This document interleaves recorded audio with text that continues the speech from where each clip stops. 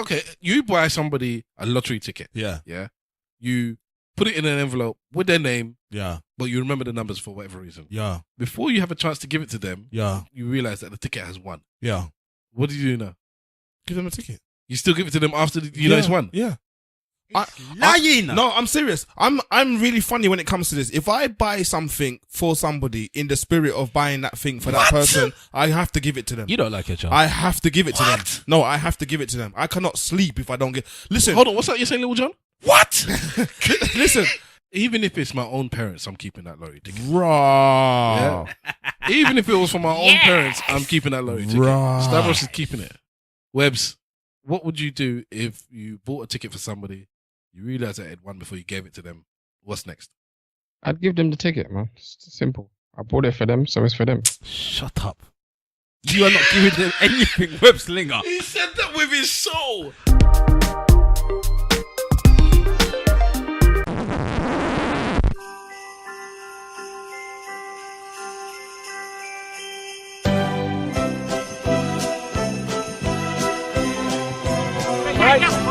Are you crazy? You fucking foreigner, You are fucking, you bloody, you bloody, you bloody, bastard, you fuck you, bloody, fuck you, bloody, fucking mother, bloody, fuck bitch, bloody, fuck you fucking bloody bastard, Benchwood, bloody,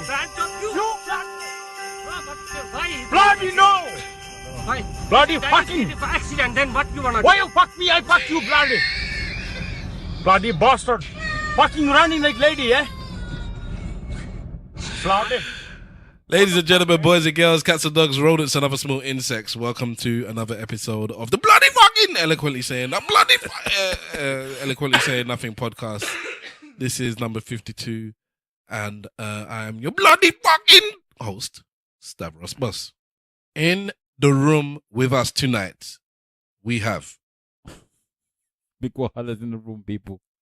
And we have Cleaner, cleaner, cleaner. Every day we clean. From we work, we clean. Super Simon is in our place. Hold on. Is that actually a song? Yes. Popcorn. And from overseas we have We can change the world tomorrow. It could be a better place. If you don't like what I'm saying, then I won't just slap my face because I'm bad. What's going on, people? It's your boy DJ Webbs, episode 52. She nutted in my shoe. Can you imagine? not particularly, no. Imagine. I hope it's urine. Why did you ask me if that's actually a song? Because how can somebody be singing? Why would she nut urine? I just said I hope it's urine. I don't know if it's not urine or whatever. I just want something bad to happen to you in your shoe. Wow. How big is your verruca? Go on, what was it? No, but how can the song be because we're clean? That's how the song just goes. Yeah, it's a chorus. It's a chorus. Yardies will sing about anything. Clean. Yardies will sing about Clean. any bloody thing. Every day we clean. From we work, we clean. And they like to steal other people's song as well. No, it's not stealing. It's what do you call it? Appropriate. What you want to say? Paying homage. It's not even paying homage. It's making it better. Listen, Ash can't say nothing because there's times when I've been to Nigerian weddings. I'm sure we've been to all Nigerian weddings and parties, and these men are just playing anybody else's tune and turning it into their own. You'll be playing their tune, everybody will be doing the drum, and then all you just hear them just come up with, "Baby, no, you're lying. You know we're crying." They'll sing next, and then suddenly they'll go back to their normal song that they're doing, and then it was Mary had a little lamb. Mary, like, they'll come into nursery rhyme right in mid tune. I was gonna make sure that there was a nursery rhyme in there. Right in mid tune.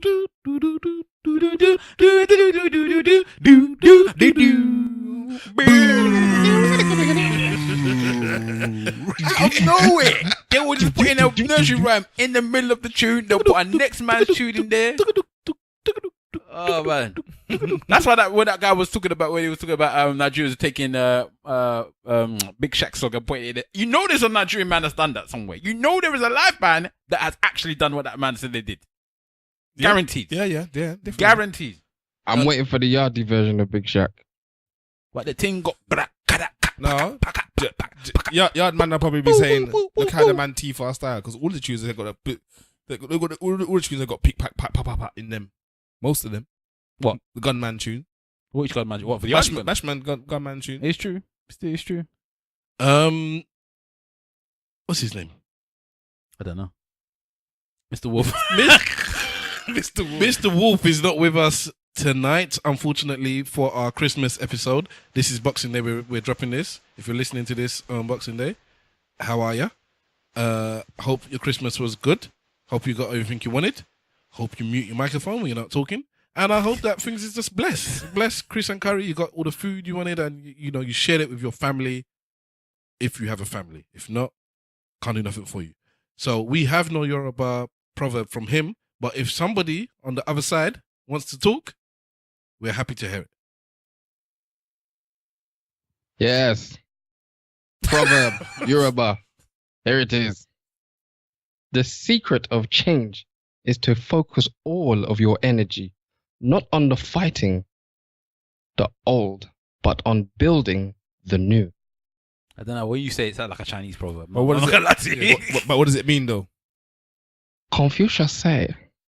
Would you prefer I do it in a Nigerian accent? No, You but bloody what does it mean?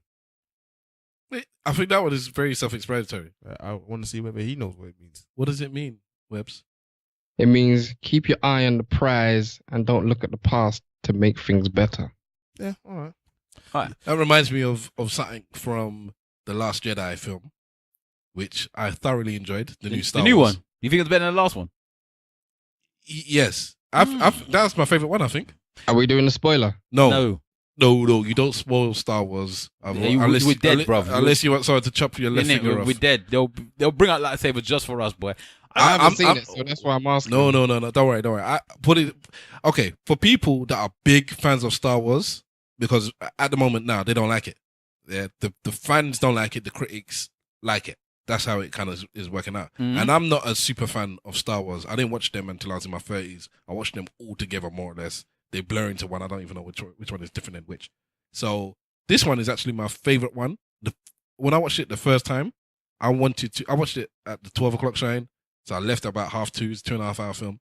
And if I could have gone back in and watched it again, if there was another screening, I would have gone back and watched it immediately. Why? Because I enjoyed it that much, and I said, and there's certain bits in it I just wanted to see again. And I went and watched it the next night same midnight showing, and that's the one I fell asleep at. In exactly the bits I wanted to watch as well. I think that is just okay. I need to watch it again because I wasn't on the. I watched it at midnight showing as well. I wasn't on the ball. If I'm gonna be honest, I was paying attention to it, but I was getting tired. But it's no way better than the last one for me. I think the last one was the better one. Not the Rogue One. I don't know what the one was. The Force Awakens. Yeah, that one. I prefer that Force one. Awakens. Yeah, I prefer that one to this one here. But that's just me. But I don't know. Could I ask you a question? It's Christmas time. We're doing a Christmas episode, aren't we? Yeah. Yes. Boxing Day, innit? Has anybody had a Christmas party yet? Oh, I dodged mine. How did you dodge it? I didn't go to mine. You both dodged your Christmas party. I was on annual leave. Well, this is my first year in it at the workplace. Yeah, I'm you like, deserve it, boy. So I had to go in it this year. Yeah, I saw you were live Negro tweeting. Yeah, man. Bruv. When I went into the Christmas, I've been telling them for weeks anyway, I don't like Christmas parties. I hate going to Christmas parties. I do not want to come to this party. Franco chicken. I do want to be. Scrooge. I don't want to be. Scrooge. Yeah, and that's why they were. Yeah, you don't like nothing. You say you don't like nothing. Blah, blah, blah. I'm Yes, like, all right, they're anyway. absolutely right. Yes. But no, I said anyway. So I went there, yeah. And I said to you that I was hiding away from people in corners, anywhere I could go. At first, I almost cried because when I went upstairs, there was no reception. It's only God. God was on my side that it gave me Wi-Fi, so I could actually communicate with the outside world, and I meant that I actually didn't have to talk to these people. So now I found myself in the corner, and I was like, okay, all right, cool. I'm gonna go in the corner. I'm not gonna say much, blah blah blah blah. So I was hiding in the corner for most of the night. But eventually, it came down to the point that we had to sit down for dinner, right? So I ended up sitting down, and I sat down. I thought to myself, okay, I'm gonna have to have a conversation now. So one of the conversations came out. I was chatting to one of the guys there. This one's going on like he's in jail and he has to talk to the It's so bad. I do not like talking to people outside of work unless I have to. I do not understand it. Work is work, home is home. Don't mix the two. That's my personal opinion. So then, so I was chatting around, sitting around, and one of the guys goes to me, you gonna, you gonna get into the Christmas spirit? Then, well, I'm like, no, I don't do Christmas party spirits. I don't do that. You don't do that. Enjoy yourselves, innit? No, maybe we can, get you a Santa suit and you can do Rasta Christmas like Lenny Henry. I hated Lenny Henry at the time. I hated the man at the time. if you saw the way I looked at this man, I was like, no, that's not gonna happen. Yeah. He said, oh, okay, all right. Then later when they were trying to make me put on the Christmas hat, Were you his boss? No. Oh boy. they can't. You mean him on the same level? That's what I'm saying. I would have done something to him. You know me already. I would have thought of a way to do something to him later.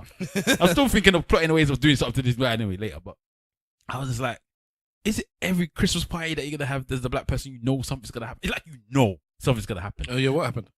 That's what happened. That thing starts from there. It started from there with the coming with the black Christmas thing. Why am I being Rasta Christmas for? Do I even have dreads? You're the black though. So it should be appropriate that I should start doing Rasta Christmas. Well, let them ask. Henry Henry doesn't have dreads. Exactly. I don't know what he must have done. He must have put on the dress to do Rasta Well, Christmas. They want you to be mocking, innit? No, I'm taking the piss. It was a long thing. So then eventually it ended up, because in my office, before this new girl that I hired the other day, there was no black people in my office. There was one guy that was maybe a mix, but we didn't know what he was. Maybe a mix. He's Shout out Lewis Hamilton. no, he was no. I thought he could be Asian. He could be black. Oh, He shout could- out Rana. We don't know what I don't know what he is. Yeah, if you know what I he's mean. one of them ones. Yeah, I don't know what he is. He could be Mauritian. Maybe. I think maybe. Yeah, one of them Maybe, ones that yeah. can mix with It anything. depends what he wants to claim on his day dot, yeah? But anyway, there are black people that work for my company. They just work in other places. So then the blacks linked up like Voltron that day, innit? So there was a time in it. Trust me, bro. There was a time like all of the blacks was on the table and it was no head. So there was a Ghanaian, another Nigerian girl that I hired and a Jamaican guy. So it was all sitting there. This sounds like the start of a joke. Yeah, he was still sitting there, blah, blah, blah. And then eventually we just came to the point that we was talking about the stuff. So I was saying to them guys, I'm going home. And they go, why? I said, you know, it's that time. But if they all knew what time was what? Oh, when the dinner stopped and they start dancing and they start asking you. I said, yes, I'm going home. I said, I don't let myself get to the point where they're going to start asking these questions. I'm not going to get to the point where they want to start making you dance in the middle because they think you can dance to the music that comes up. I don't want to get to the point where they're playing hip hop music and the N-word comes up and they all start screaming it drunkenly. I'm leaving. So they was like, you know, man, you got to catch them on camera. That's what they were saying to me. You got to catch them on camera, bro. So you can show them later how they behave. I'm like, I'm not involved. I'm not out of it. But it's the way that all of them knew exactly what I was referring to. It's the black experience. We understand this. It's crazy that as black people, we know what's gonna happen. We know that there's gonna be. I was on Facebook as well, and somebody was like, you have to get out of there before Jenny from accounting comes to try and chase you down. Yes. And you know what's gonna happen. I walk past one person, You should be ashamed of yourself. You're stereotyping white people. Yes, I am. I'm happy If to they do were it. if they were to do that with you, you know the black folks are going to leave early because they're boring. The black people don't leave early though. That's the point. I leave early. The rest of them should have left with me. I don't know. I'll have to find out later. There was no solidarity with the blacks. I have to find out the recruits about having later on. I'm leaving. You coming? Well, you're not coming. Fine, I'm going myself. There was free drinks and everything for them. You will find out in the new year that someone is pregnant from one of the blacks. Nah, hopefully not. But as I said, it's just mad the fact that everybody knows that Christmas experience. They know it. If you don't work for a company that's predominantly black people, you know what potentially could happen at the Christmas party. Like, do you ever go to Christmas parties? No. I'm interested to see how your Christmas party is. Maybe. In fact, actually last year or the year before, where I worked, the old part of where I worked, I went with the missus actually. I think that was Christmas. I can't remember if it was Christmas or if it was a birthday. There's about 20 of us in a restaurant. And yeah, that was cool. But Restaurant is different. I'm talking about the party where it's free drink and there's a dance floor involved. we go to the pub often. I socialize quite a bit with my ex-employees. And what's going on with you, fam? Birthdays, people, they drink ups all the time. People's I don't yards. attend, boy. Yeah, I'm cool with them. My wife can go and party with my ex-colleagues. That's how deep it is. I don't The attend. people I work with now. Oh no. But my ex-colleagues, yeah, man. I don't call them I don't see it like that as me, right? And I say this all the time. And sometimes I look at the other managers and I say it so they can hear it as well. When I'm dealing with people that's underneath me, I don't want to go out with them because they should have a time when they can go out amongst themselves and cuss me without me being there. They should do it in your face. They're not going to though, are they? So let them go out. Let them not have to feel like they're being watched. Like yesterday, when I was out, the new girl that was there, she's quite young. I was telling her because she was on one of the guys there as well, which didn't help her. And she got drunk. No, the new black girl was on one of the other black boys. All right. Right, so she was on them, right? Proper on him. Is he Nigerian? No. Proper on him. And I was like, what are you doing? Like, I had to tell her, your boss is sitting at because not just me, I'm a boss. But the director of the company is sitting at the thingy, and all they do is just chatting about this girl is on this man. Like, look how she's on this man, blah blah blah. Saying that I hope the man don't do nothing with her. Oh, because of company politics. That and all that stuff. And she's a young girl. Like, stay away from her, man. There's gonna be trouble. She'll end up Snapchatting you. Just be on Snapchat, blah blah. She was there on Snapchat. How old is she? 19. Okay. All right. Oh, she's young. She's young. She's very young. So I was trying to tell her, this is not, because she's worked in retail. You know, retail's a bit different from the office. You know, retail, they party, they go hard when they party. Every weekend, they're out doing whatever they're doing. Fucking the OG. office, yeah, exactly. The Especially office, if they work in West End. the office, they still have them foolishness. They still have the sex on the Christmas party. There always somebody that does something. On the If she Christmas was party. white, would you have said all this? Yeah, I would have told her. If she's underneath my team and she's my teammate, I would have told her. If she was behaving the let's say same way, she was 29 instead of 19. Or 39. if she's 39, I don't think I should have to tell her that. I think because she's a young girl. So it's more to do with her age than anything else. She's a young girl. She's never worked in an office before. It's her first proper job. Proper like Christmas party in a job like that. So I was telling her, just watch out, because whatever happens at the Christmas party, it's a Dominic Sinclair business, baby. It lives forever. It lives forever. So I'm like, whatever you do today in your social setting, don't think that when it comes to Monday or whatever day we go back to work, everyone's forgotten about it, because they haven't, and they won't forget about it for the rest of the year. They've been showing me videos of my boss doing some mad dancing just yesterday that they recorded last year that they've never forgot about. So I was trying to show her that type of thing. Christmas parties can make you or break you, in a company. No long thing. So you that keeps walking out early, what does that say about you? That I'm unsociable. But they don't mind as long as you do the work. As long as I do my job, they can't complain that I'm sociable. In the end, You know what, they can, because if I'm not saying that you want to do this, but we were just talking about this actually in my place. If you want to move right up to the top, there's a culture there of you need to be one of us. And what I was talking about with the person I was talking to is that you have them people that are so good at their job, they're so prolific, they're so like down by the book, and the people at the top actually don't like that. It's like, we have fun at the top, we slack, we don't do hard work, and we don't want the snitch coming here like showing us up and then like, oh, you guys don't do this, and like, no. It depends on so what type of we'd rather office have the other dude he's not maybe as good as you, but he's close and he's fun. cool. Yeah, and I've seen that happen in companies. So that might be the but case it with doesn't you. happen with me. Have you seen it happen with me? No, but I'm talking about, yeah, but there's further places you can go up though, isn't it? Not in my place. Above me is the owners. Okay. Am I buying a company for You them? just mentioned about somebody else. I said he's on my level. No, the one that was watching the 19-year-old. That's he's my not- director. Okay. He's the owner of the company. Yeah. Yeah, so I guess I'm gonna go and buy the company off him. There is no one else above me, is there? House of Cards business. It's not a House of Cards business. Let's say that what you're saying is wrong. So as I said, for me, it doesn't really affect me in those. It hasn't affected me in my work relationship in those ways. I've always managed to still find myself getting higher and higher, because I still have a relationship with the bosses. I just don't have the relationship with the people that's below me in that social setting. But when I'm at work, I'm a joker. I bust jokes same way I bust joke here. So I'm fun at work. I just don't go outside of work to go and extend that fun. Does that make sense? What? We spend a lot of time with people at work. Yeah? They say statistically you spend more time with people at work than you do your family at home. Something like that. That's why they have affairs at work, man. More waking hours, I think it is.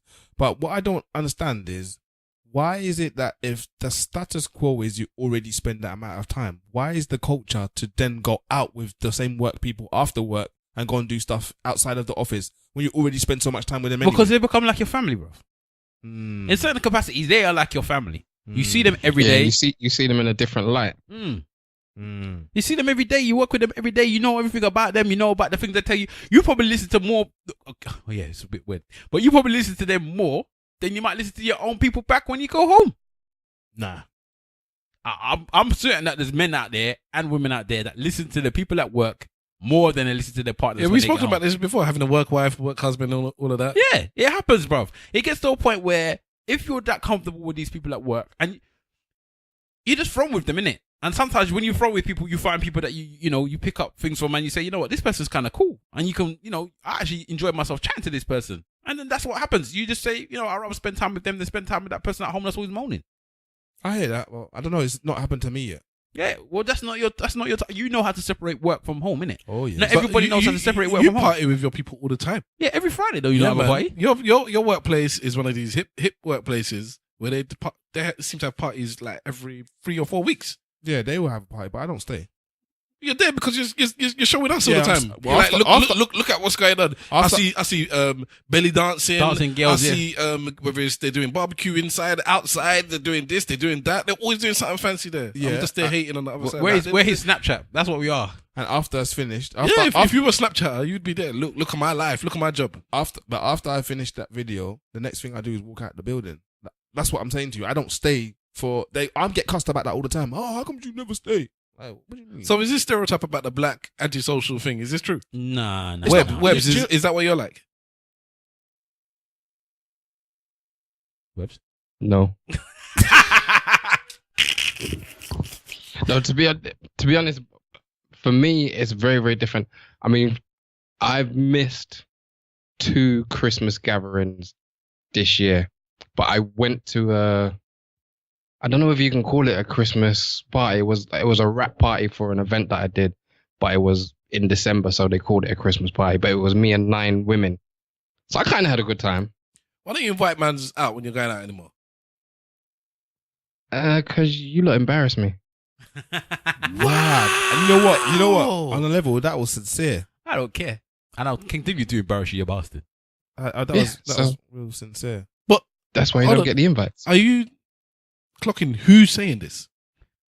Web slinger. Yeah, I know. Webs. I know. Yeah. Yeah, well, he has to pretend to lie, innit? When he's telling these people he's somebody special. He has to continue that lie. What the fuck? Bloody bad short bastards, you fuck. No, but it's not the stereotype because there's many black people that go to the Christmas parties. There's many black people that enjoy the Christmas parties.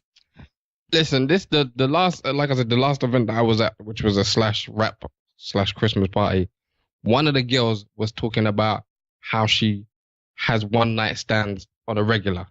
Not that she's in a relationship, she will find random man to sleep with. Yeah, but she's an artist. What's that to do with the Christmas party?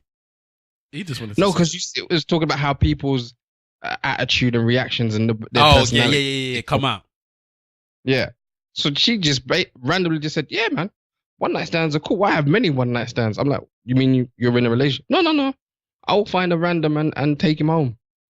I'm like, okay. It's different in your field anyway. You're It's different. Okay. It's different in your field. Wait a minute. Wait a goddamn minute. But yeah, it's one of them things where you Yeah, just comes out, man. Everything comes out at the Christmas party. That's why that Dominic Sinclair New Year's Christmas party thing.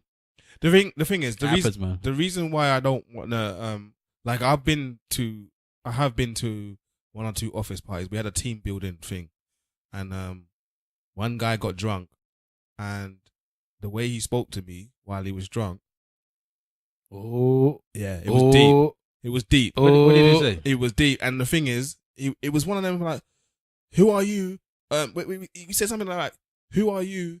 You're not even a manager." This was like when I went a manager. You're not even a manager, and I outrank you. Like what he was saying had nothing to do with anything else. Somebody else was really drunk, and I was like, we should probably get this person out of here now because it's getting to the point where it's going to be medical issues that's going to happen from here on outwards. It's not just funny behavior. It's like, oh, who are you to determine whether somebody should do anything? You're not even a manager. And I was just like, what does that have to do with anything? Like, This is what he's been thinking all along. that's what I'm saying to you. So that's what I'm saying. So when he came out with that now, I'm standing there listening to him talk, and one of my other colleagues is there, and my other colleague's face is confused, fully confused, like, what the hell is this man saying? And why the hell is the man saying it? Because I properly was looking after one of our colleagues. He's not even in my team or anything, but I'm like, look, we should get him out of here. Listen, when I'm drunk, I'll tell you Bruv. what I can't say when I'm sober. But the thing about it is we were abroad as well. So I was in this establishment, and all I wanted to do was punch him in the throat. That is literally what I wanted to do. I wanted to punch him in the throat, and I had to calm all of the chakras, all of them, and just say, you know what, just humble yourself, because the thing that was good for me was that somebody else witnessed it, and that's why I avoid it, because I don't want someone to get beyond themselves and say something. If they catch me at the wrong vibe, I will chop them in the throat, and then I turn into the violent guy. It's always you. And it's always you, and whatever, and it's like, well, this is why I don't come to these things, because you people don't know how to behave. They don't know how to behave. Because that's what it is. They don't know how to behave. If it's not that, they want to touch you, Well, yeah, it's inappropriate. hug you, do all of this stuff. That's why when women are talking about men when they're getting sleazy, whatever, I can agree with it, because they do it just to me, and I'm just touching you, hugging you. What is it with where you brought and wanting to kiss each other. Random, yeah. I don't understand that It's one. weird. It's weird. Have you had a peck on the cheek before? They've tried. I've had a peck on the cheek a couple of times. Why? What is wrong with them? They want to break the taboo. That's what it is. They've held it in all year, and this is the chance that they get. It's free reign. No, it's Christmas, listen, isn't it? It is. Fuck mistletoe. I've had a drink. I'm going in for the kill. I've liked you for a minute. Gotta kiss You know, I was gonna say it's a I'm cultural thing, but I think I might have to take that back because I was gonna say, you know, there's places in the Arab world, the African world, where men will hold hands and they will, there's certain things that might seem a bit suspect elsewhere, but that's the culture. But I'm saying we are born and raised in this country, and if we don't do it, then why? Then it's not. I guess it's not a British culture thing, or it's not an English culture thing, or because we're English and we don't do it.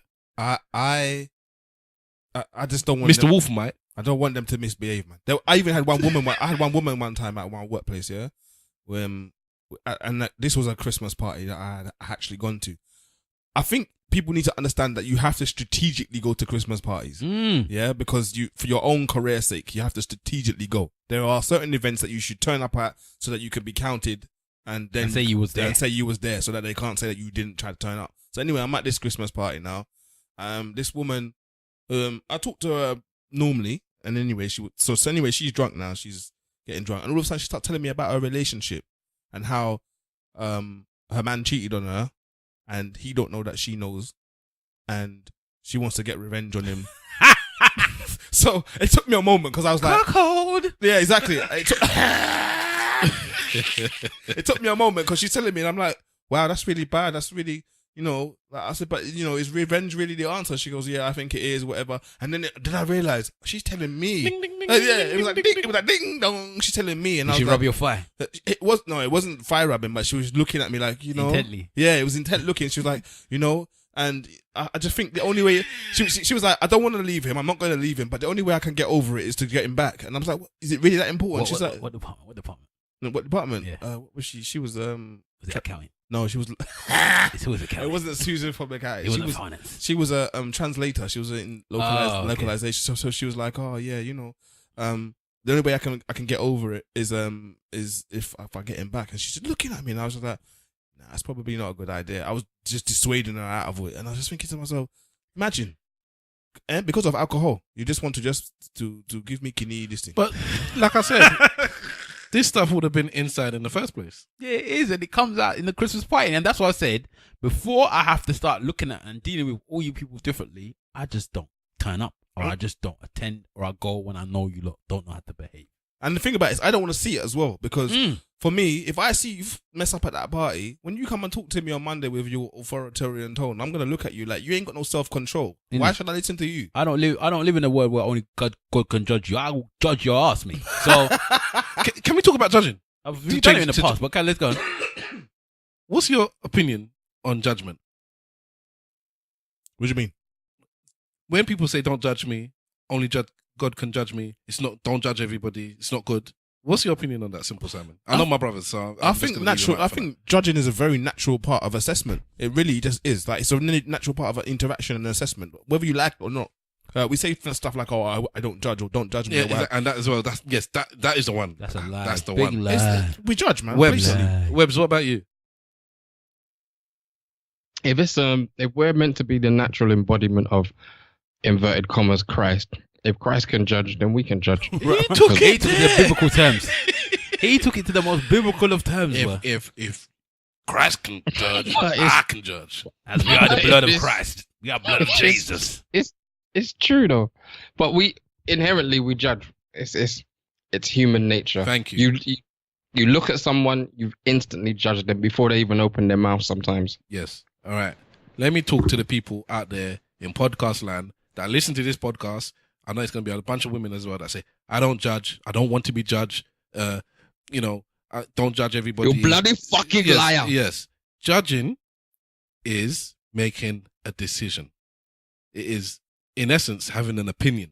You cannot, in life, go through it, look at something, smell something, see something, touch something, and not have an opinion, not make a judgment. It is actually impossible. So don't lie to yourself or to me when you're saying, I don't judge this person. I just take them for who they are. Yeah, You do judge them. What they mean is You that judge they them. Let me and ask, you take- let me quickly It doesn't matter ask. what they Sorry, mean because Wahala. then use the right words. Well, yeah, say your thing because I don't like when you start saying that I don't Who's the know what they mean. biggest judger out of men and women? everyone judges. I won't judge it. I don't think there's. I That's don't. the point. I don't think there's any What- split like that. Yeah, what the people are trying to say, which is the foolishness, is that they don't judge negatively, but you do judge them. So then shut up. That's what annoys me. Either you judging them positively by saying you don't care what they're doing, which is a positive judgment. I'm with you. I'm with you. Oh, no, but I'm you're what you're doing is cool. That's a positive judgment.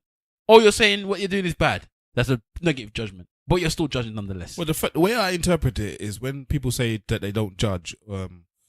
I think the way I interpret it, I should say, is that they're saying, I judge you, but I'm not going to treat you negatively based on the judgment that I've had. Potentially there, maybe that, but they're still not thinking in their head that they're judging. But They think they're not. Because that's what I've got a friend, and she says to me, don't judge me, but she knows that when she says that, she's saying it as a joke, like, don't judge me. I'll tell people, don't tell me that nonsense. No, she says it as a joke because in the next sentence she'll say something, I'm a whore, innit? And I'm like, yeah. And then she'll be like, oh, okay. But I don't treat her negatively because of it. Who is this? It's not gossip. It's not gossip. No, it's just one of my pet hates when people say they don't judge and all this. So I try and correct people all the time. I've done it with people that are close to me. I say, don't say that. It's wrong. And I try and correct them. And I say, there's nothing wrong with judgment either. People just have this thing that judging is wrong. There's nothing wrong with it. It's completely natural. Just what I say is judging is cool, but you don't have to act upon the judgment before you have more information. Oh, you don't have to always open your mouth to tell somebody your judgment. Or that as well. You can just shop and keep your judgment to yourself. Nobody's asking you to open your mouth to tell them your judgment, but you are judging them. The same way I'm judging the church Spac Nation. Church Spac Nation? Who's that? Have you not seen this thing about Spac Nation? No, what's that? Have you not seen it on Twitter? No. Webs, have you been on Twitter recently? Oh, these guys that are doing grime or whatever. Yeah. Well, so basically, hello, go on, Webs. I've seen that, but I haven't followed it. All right, so I think this is what happened. Yeah, there's a church called Spac Nation. Yeah, Spec. Yeah, SPAC. Spac Nation. Spac Nation. Then In Croydon. I don't know where. Croydon, yeah, they're Is in it South? Yeah. It can only be in South. It's got to be in South. So I think it's like a youth type church where youth people attend. Right. The pastor, of course, is Nigerian, right? You know this already, right?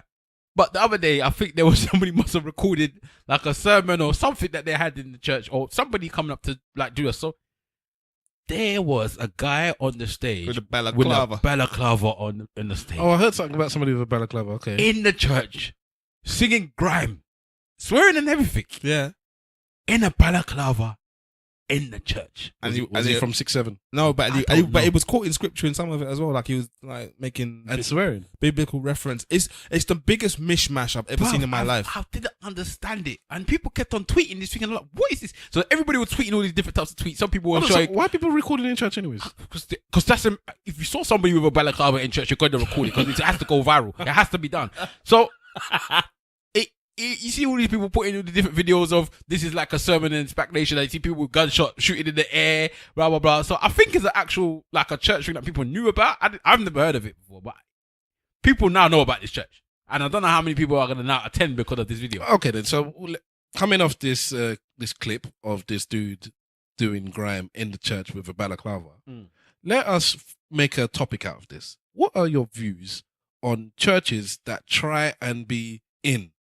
And they extend out outside of what the normal idea of what a church should be, where it's quiet, humble, sing your hymns, pray, shake each other's hands, do something with some children, and then go home.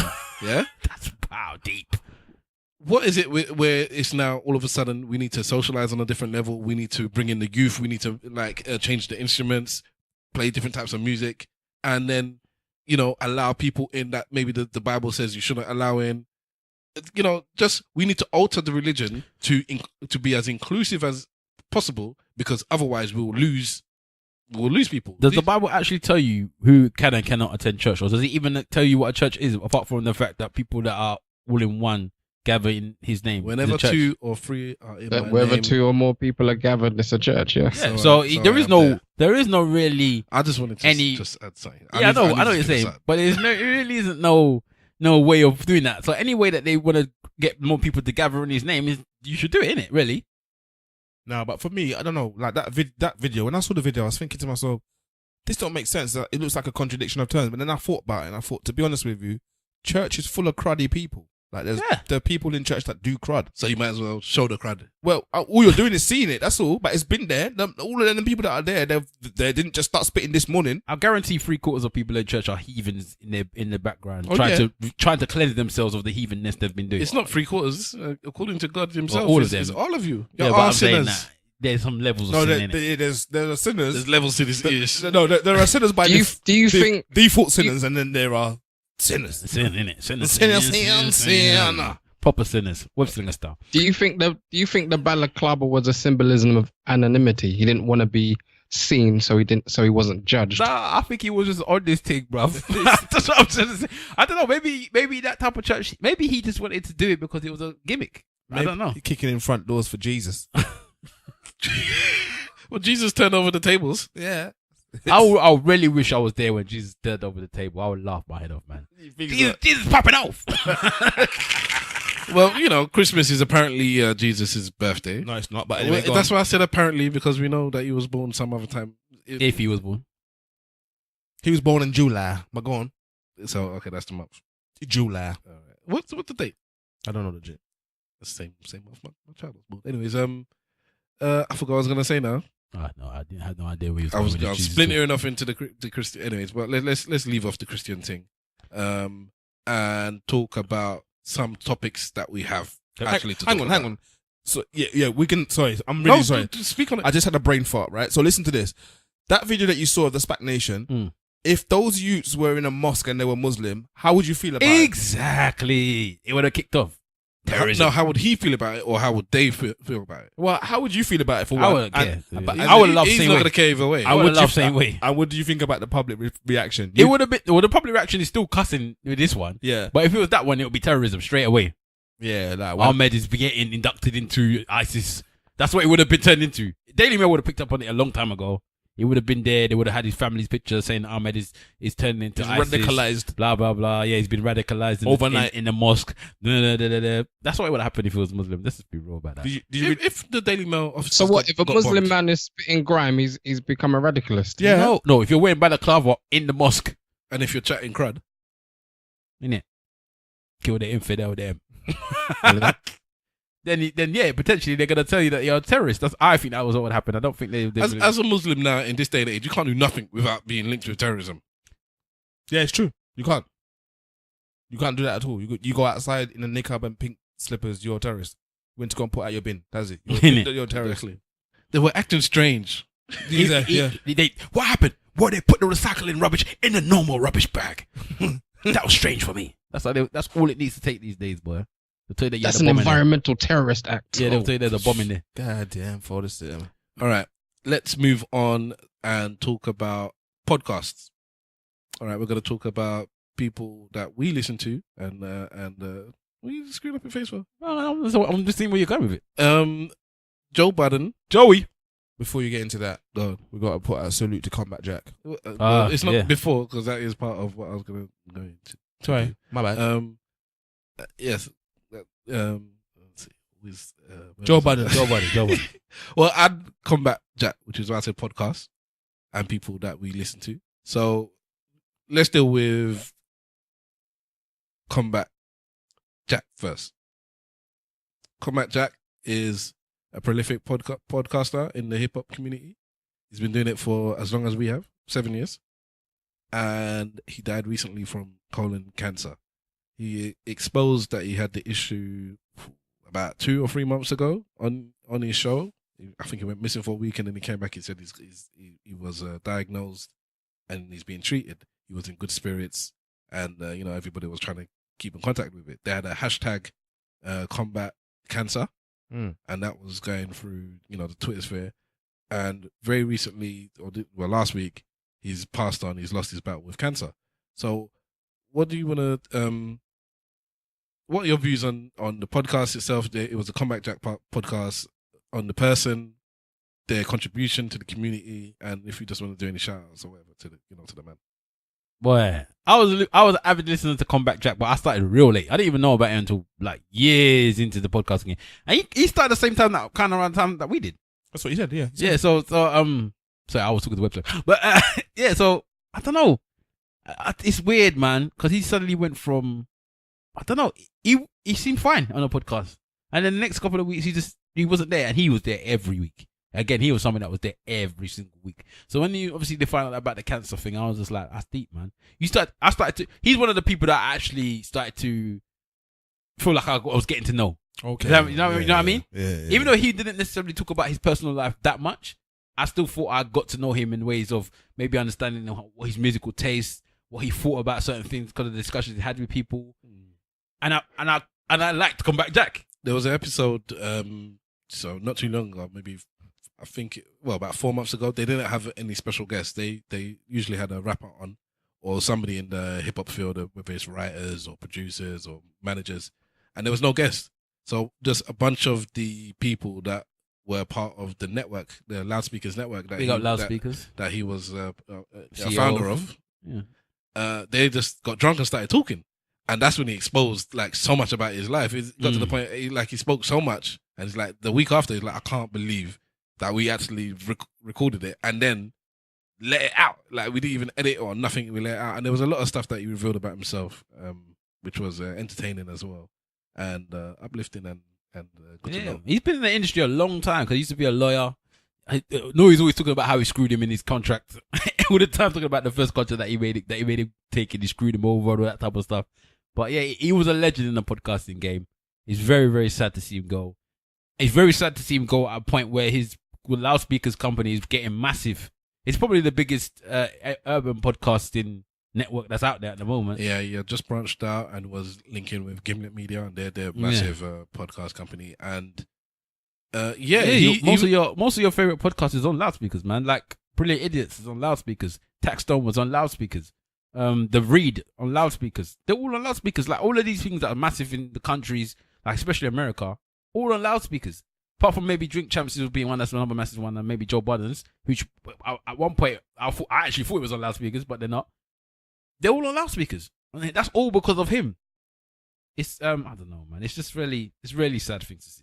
Really sad. I'm really a pagan, you know that. I never listened to one Combat Jack. You have to be a pagan. Everyone's got their own podcast that they listen to, but I like myself listen to it. Webbs, did you ever listen to the Combat Jack podcast? I'm afraid I haven't. No. Okay. Pagan. Not to be afraid of or nothing like that, but he's a pagan, bro. It was a good podcast to listen to. It's all still out there. Fuck all, y'all. It's still out there for you to listen to. So these things don't go away. So we just want to send out our little salute and shout out to somebody that was a pioneer in the podcast game. Like we said, we started 2010. We started 2010, and although they started on radio and then progressed to podcasting, but it's a loss for the world. And hopefully, because we find out that the other member of he's got cancer as well. Yeah, but I think he's got over his one. But the other guy that started the Loudspeakers Network got cancer as well. So can you imagine within such a short period of time between the two of them, they both find out that they have cancer? We are talking about Mena, innit? Yeah. Yeah, okay. Was it? No, sorry, not cancer. You had something else. Oh, Mena had cancer as well. And are you talking about Chris? I don't know which one now. Chris is the white guy, innit? Yeah. Has he got something as well? No, is it Mena? Which one is Mena? Mena is the one that he's also part of Loudspeakers. I don't know if he started it with him, but he's part of Combat Jack's team. I know that anyway. And he's also got cancer. So it's a shame. But I think he beat the cancer. They found it really early. What I heard in a recent episode is that somebody that he started, that he had a lawyer firm with. Yeah, I think it might have been the Mena guy then. He started a lawyer firm with this dude. No, it wasn't Mena because I didn't recognize the name, and he died. Oh, okay. So it's cancer. deep, man. It's deep. Cancer's deep, man. Yeah. So like Mr. Wolf was saying 2 weeks ago, he got himself checked out, or 2 or 3 weeks ago, he got himself checked out, and they're saying that the cases of this in the black community, colon cancer as well, is prostrate. And prostrate. Is it not the same thing? It's just different terms for American and. No, your prostate and your colon are two different things. This is how I don't know biology. Yeah, colon is to deal with your bowel system, and your prostate is your sexual system. Either way, just get yourself checked out, man. That's the most important thing that we need to do. All right. But going on podcast, your boy Joey. Joe Budden. Joe Budden's left what's it called? Everyday Struggle. Did anybody watch Everyday Struggle here? I watched it one or two In the episodes. beginning, I watched a few. wasn't thinking about with it though. I wasn't like religious. I didn't like it. Where? I just thought it was boring. Like the guests that they had, I did not care about. No, I liked the fact that Joe was an instigator. He was a proper old man in that. Like, he just did not like nothing. Yeah. But but he made the show. The whole point of anybody watching Everyday Struggle was because of Joe Budden. Let's be real. Yeah. Like let it be real. So for the fact that they've let him go is crazy. I don't care how much he asked for. It is crazy. Well, he's claiming they fired him. Yeah, but if you listen to his podcast, he was basically saying that he asked them for more money and they was like, they're not going to give it to him. So then that's how he kind of got fired. They just didn't renew his contract. Mm. That's not really a firing, is it? Yeah, but it's tactical. It's tactical movement because he probably knew about this 5 million gig anyway. Well, he asked them to. I think what happened is maybe he asked them to match whatever he was getting. Yeah, and they said they can't match it. But they should have matched it because I don't understand what else they're gonna do now. Because as far as I'm concerned, you cannot.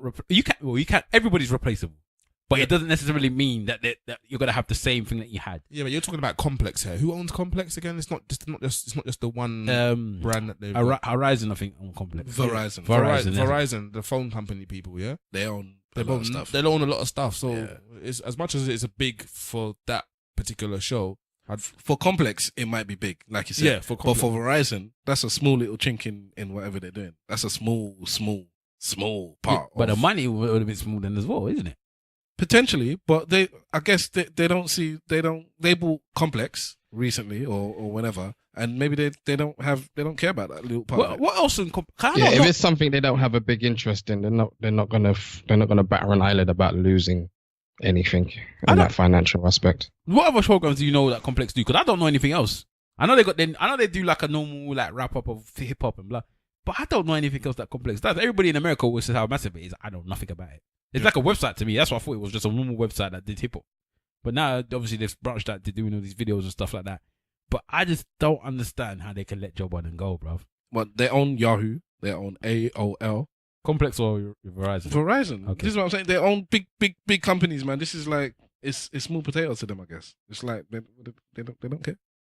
I don't know, but it's massive that he's gone.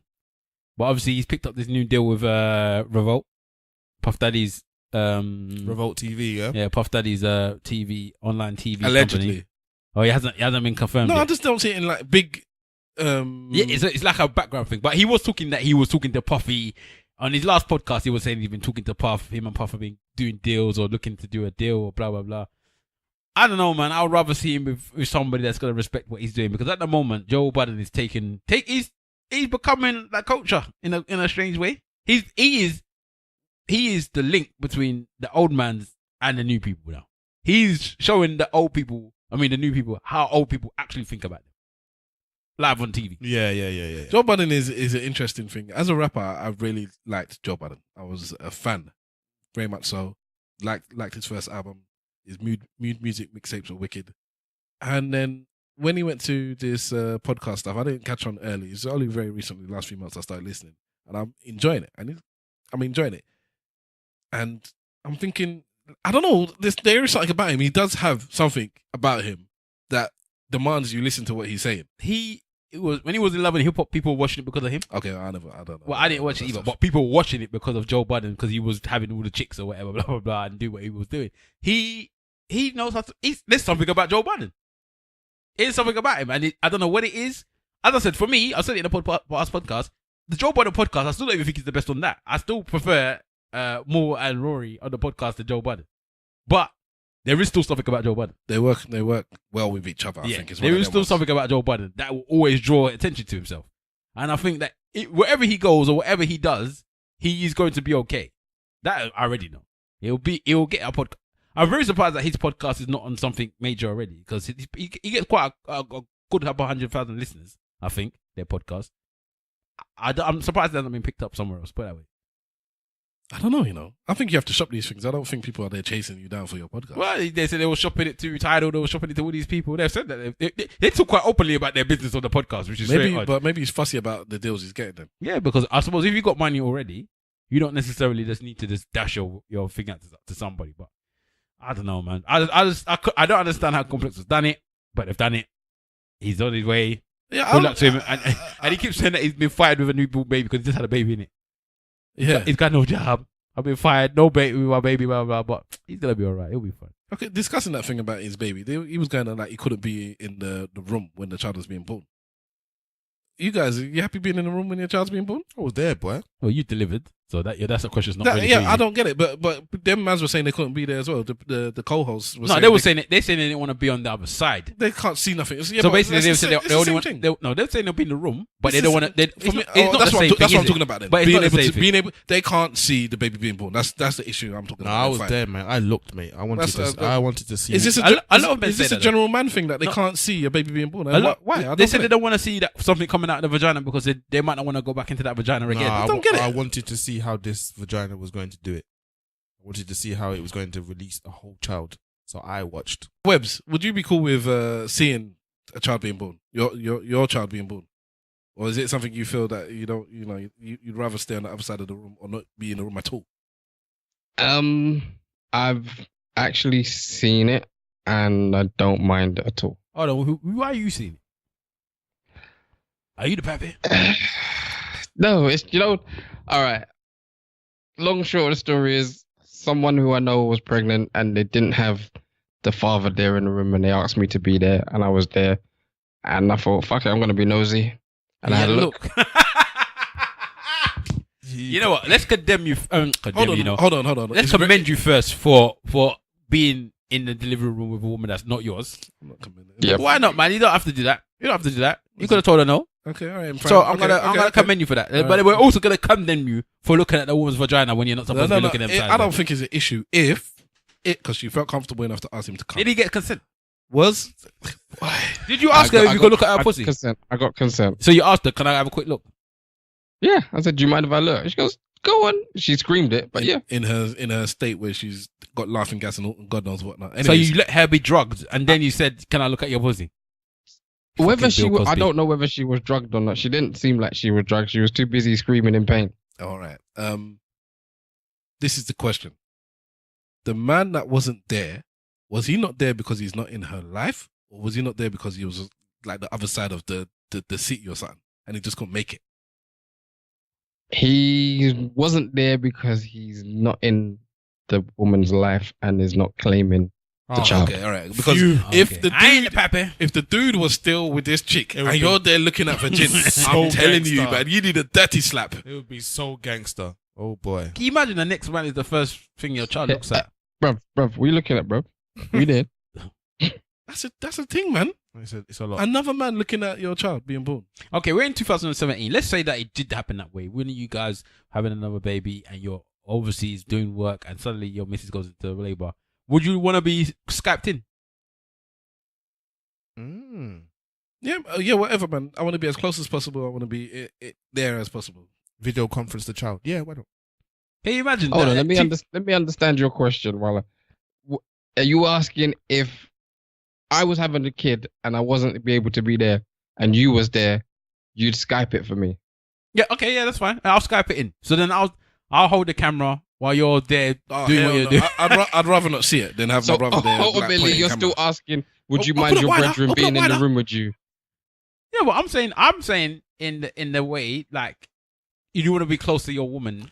Is it the way of me Skyping in? Would you have to be Skyped in it?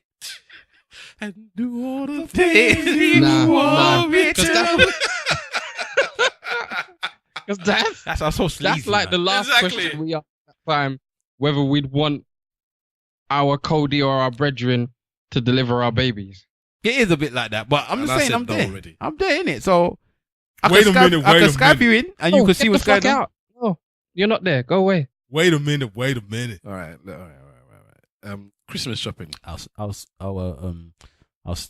the thing as well. What's it called when they do the screen? I'll screenshot. Get me that pussy. I screenshot the birth. So next time we have the beef in the group chat, yeah. Oh no. Fuck, craze. You bloody bastard. Yeah. Look at that. Have some of that, mate. Banjoed. I think Are you sure you're the pappy? every Are man you would, sure you're the pappy? every man would condemn me for that one. Yeah. But That's they won't leave the below- group chat though. That's below the belt. But they won't leave the group chat. Damn right, it's below her belt. Oh, Victor. mate. Guys, let me be real now. I was talking at work about having to buy gifts, Christmas gifts for my nephews and nieces. All right, I've got a few of them and godchildren. Mm. Cool, no problem. How many godchildren you got? 2. Okay, go on. Although I claim a third as well. So I was at work talking about it, and they said, "Oh yeah, so what about your wife?" Can you imagine? It's Boxing Day now. I can admit it. The thought of getting my son did not cross my mind, and worse still, my daughter. Oh wow, that's deep. I thought about her like a few weeks ago, but coming up to when I was actually buying the gifts, I didn't even think of her. But what can you know? What your daughter's of an age? Exactly, that's the point. She's so young, doesn't mean nothing to her. Even she's not even excited by presents. The Christmas tree she likes, but presents she's whatever. The paper's more important to her than what's actually inside. So I'm still gonna get her something because I still have time. I think might get it after. I don't even know, but I just didn't even think of it because Is me it and the you wife. or the mother? Has the mother got her something? As I got home today from work, she said she picked up a couple of things, and I don't know if she bought it for because she needs it, or if she bought it for So gifts. both of you just came to a strange conclusion without having a discussion. That what's the point about getting? Today I discussed that maybe I will buy something for her after. I was looking for platinum stud earrings. And I can't find these things, you know. I'm gonna have to go Hatton Garden or something because I can't find them. Like, I'm just looking online where I can go to buy them in a shop, and there's nothing online. So I think I'm gonna have to go in store. Did you buy something last year? Yeah, I got an Arsenal kit. Yeah, you thought about that. Because that's her first birthday. I mean, the first Christmas. Sorry, this is like it's. So the one where she was even smaller to even think about she it. didn't know nothing, but I knew I'm gonna get her Arsenal stuff before my wife gets her a Liverpool something, and I thought I'll just do it for Christmas. So that was I just kind of knew that for a little while in advance, and it was always in the back of my mind. Whereas this year, I hadn't planned to get. I don't know what I'm gonna get her, and I'm thinking she doesn't really care. She's gonna get a ton of presents from uncle. I'm assuming uncles. Yeah, I've got a present. Yeah, and grandparents and aunts and everyone. So I'm assuming big family and whatnot. She's gonna get presents from everyone else. Did she get a present from Father Christmas? There's no such thing as Father Christmas in this house. Let's go. We'll go into that after. But Father Christmas doesn't exist. So I'm just thinking, have you guys got something for your wives? Or obviously you could say it if you want, but obviously because they've already received the gift. But if you don't want the public to know, then you don't want the public to know. I haven't. I think I know what I'm getting my missus. In fact, she told me what she wanted. I told her what I wanted. I told her, me, I'm honest. I told my missus, look, I forgot about you. And she said, well, I said, what do you want? She said, there's something. I said, all right, I'll get you that. Because you're looking for something anyways. And I'll get it. It's just a jacket. I wanted some headphones. That was that. It was quite simple. We're not in the buying gifts for each other whilst we're clearing debt and trying to get up in this piece, trying to get to the penthouse. So we're not like trying to splash money on each other. So that's why we're saving monies. You guys. My missus don't do Christmas. To my own surprise, she's not interested. What about with the children? She'll try and get something for her, but she's not really into it, which is amazing. Why is it amazing? Because I don't know very many people, women especially, that don't give a damn about. I wouldn't expect it from her as well, actually. No, she don't. It's because she likes a celebration. Yeah, she likes to say that's a Yoruba thing, though, isn't it? Yeah, but this is an excuse to celebrate, isn't it? Yeah, but then she likes the family aspect of it more Mm. than the gift and giving and whatever. So she likes the being in people's company, the food, just having like family around. She enjoys that element more. That's more of a gift to her than. Do you think she was like that before she met you? I don't know. Because you're also very not a Christmas person I'm at not all. really a Christmas person. So I was wondering whether or not it's just something that you just merged together. You don't get gifts in? Not really. The children, I'll get stuff for, but that's basically it. Do you think that if you got her something that she wanted, She'd appreciate it. If something that she wanted or whatever, she'd appreciate it. But So you don't get any gifts at all any year for Christmas? For Christmas, maybe I have. I don't remember. Maybe I have, but this is fantastic. Exactly. Exactly. If I didn't get my missus something, she's not problem. It's not a problem. But I think it's because in part like there's stuff throughout the year, so it's not. If you never got anything at all, and then Christmas came and you never got anything, maybe it might be a different story. But I'm not that guy, so. But I don't have that problem. Our wives are blessed. My missus likes Christmas. Very Yes. much. She likes Christmas. She wanted us to put the Christmas tree. I helped her do it the other day. She was cussing me down because I was doing it wrong. But yeah, we done the Christmas tree. You didn't break it. No, I didn't break it. I was just getting kerfuffled. I was trying to like put like all the different Or kerfuffled. whatever it is, man. I was trying to put all like the light and all this. I wasn't having a good time doing it. Put it away to the point where I just pushed it away and tell her to do it herself. You know, like when You see how it started from? Oh yeah, we started with just. I pushed it away. I told her to do it herself. No, because after a while she just kept on telling me what I'm doing wrong. I was like, I don't I'm know. getting kind of low, big guy. I don't know what's going on, man. You know what I sound like? You know what I sound like? You ever seen the video of the man that's like, when he's trying to feed the woman trying to feed him cake, and he keeps putting the cake to the mouth, and then eventually you just push it. Have you never seen the Turkish weddings? I've I've seen a couple of Turkish weddings. They keep doing it because I think it's they feed the husband cake, innit? Everybody feeds the husband cake, so they tease the husband that they're gonna give him cake, and then eventually the man just throws the woman's hand to the floor or the cake to the floor. One man almost looked like he almost slapped the woman almost. Yeah. In the wedding, you know. On the wedding day. You could just see the fear in her eyes, boy. Well, start as you mean to go on. Why not?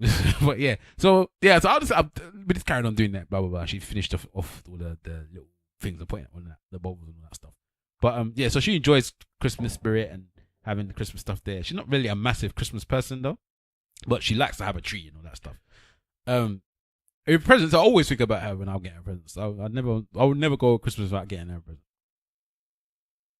Beef thing. No, I don't know if it'll be a beef thing. I would not think about getting my woman a present. I'm gonna get everybody else a present and not her. Almost everyone else and not her. Why would I do that? It's because in my head I'm not getting everyone. I'm only getting children stuff. Yeah. I only get children stuff plus my wife. Yeah, So well, that's the thing. I ain't getting you nothing. I ain't getting my sister nothing. I asked you for that. I ain't even get my parents nothing. So my point is, You are getting your parents something. What? You spoke about it last week. What did I get? Oh, the calendar.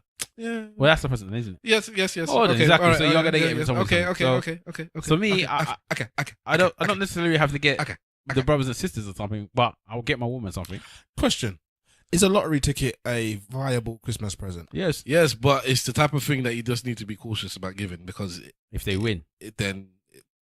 whatever happens, it's something in it. Well, what you could do potentially is if the lottery doesn't fall on Christmas, you can see if it wins and then give it to them if it's lost. What? Why look at your face? Okay, you buy somebody a lottery ticket. Yeah. Yeah.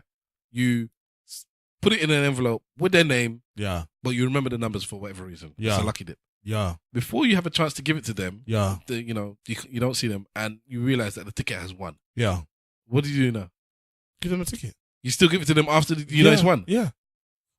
Lying. No, I'm serious. I'm really funny when it comes to this. If I buy something for somebody in the spirit of buying that thing for that person, I have to give it to them. You don't like your child. I have to give it to them. No, I have to give it to them. I cannot sleep if I don't get. Listen, Hold on, what's that you're saying, Little John?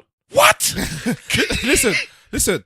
I went away. Do you remember when I went to Moscow? No, I don't. Yes, Yeah. and no, Oh, because you've blown my mind. There's nothing in my brain anymore. But I was saying to you, I went to Moscow over a year ago. Yeah. Uh-huh. Swift and Prezi asked me for That's in it. no vodka. Okay. I've still got the 2 bottles of vodka at home. I will not drink them until I give them to the man. Yes, there. but vodka's over a year ago. Yeah, vodka's a bit different than No, millions. the point I'm saying here is when I do something in the spirit of doing something for somebody, I have to complete that mission. Unless that person says to me, "Oh no, I don't need it," or "Oh no, I don't want it," I have to give it to them. Even if it's my own parents, I'm keeping that lottery ticket. Raw. Even if it was for my own parents, I'm keeping that lottery ticket. Right. Stavros is keeping it. You're keeping it. You're not giving it away. Would you? Okay, if they asked you, did you buy that lottery ticket for me? Would you lie to them? No, I'm telling them the truth. Lie to you, baby. I'll tell them the truth. You know that one's turned into a woman, by the way. Which one? Terrorism Derby, but that's another story. Yeah, I heard about that. Yeah. Damn. I thought it was 1 million. That is actually so he did actually lie to her. But anyway, carry on. Would I lie? So yeah, what would you do? Wahala and Webs. Well, I'll split it. I'll give them some money from it. Yeah, I'm whoever I'm giving the ticket to, I'm probably gonna give them some money anyways. That's not neither here nor there. Yeah, so I don't know. When you say split, what are you talking about? All right, let's say it's a 10 million. I'll split. If I was meant to give it to that person, I will split it. Yeah, give him 5 million. Yeah, I'll split it 50-50. Oh, okay, all right. Well, that's Depending on who it is. Well, I'm talking. When I mentioned it, I was talking about like the family. So, but you said anyone. Your best friend. No. Who? Your best friend. What would I split it with? Give them the whole 5? Yeah, I'll give them the whole 5. Okay. But if it was meant for them, Yeah. I'll give them the 5. But I'll tell them that you're supposed to have had the 10. But I'm only giving you the 5. I ain't giving them. Well, I'd give my friend whatever I'd give my friend if I won 10 million. That's exactly what I'm giving them with the ticket that I was meant to give them. But then, I don't understand. For me, you was going to give them that ticket. Yeah, I was. So why did you buy the ticket then? What is the purpose of buying a ticket, a lottery ticket, for a person if you automatically assumed it was going to lose? Is that what you wanted to do? It's stuff saying you take the money and just give them the ticket. No, he would take the money and give them what he would have gave them if he had won the lottery independently of that ticket. So if he would have gave them 100,000, he would have given them 100,000. Yeah. If he would have gave them 2.5, he would have gave them 2.5. He's not necessarily giving them half. What I'm saying to you is, you bought the ticket. It would be as if I never bought them the ticket. Yeah, but you did buy them the ticket. That's what I'm saying. That's a lie. You bought them the ticket. What did you buy them the ticket for? For it to lose? No. You did. You bought them the ticket for it to lose, bro. Yeah, you did. No. You did. No. Effectively. No. You wanted them to not prosper in life. That's No. what you bought them a ticket for, unprospering. No. So what did you want them to win? Half? No. Sorry? Like 3 numbers only? No. It's just that in my let's call it selfishness. Yeah, this is how Stavros is selfish. I am greedy when it comes to money. I don't think I'm greedy with anything else apart from money. When it comes to money, I'm greedy. I want it all. I want all the money. All the money. I want it all. Now, if I have this opportunity now where I remember the numbers of this ticket and I haven't given it away and I see it's one, I will take all the money I can take. If it was one of you guys, let's say for instance, the guy sitting on the tables, we're all bedrooms, forget Wilder's my brother, let's just say he's a mate as well, and I was willing to give you 50 grand out of whatever winnings I got.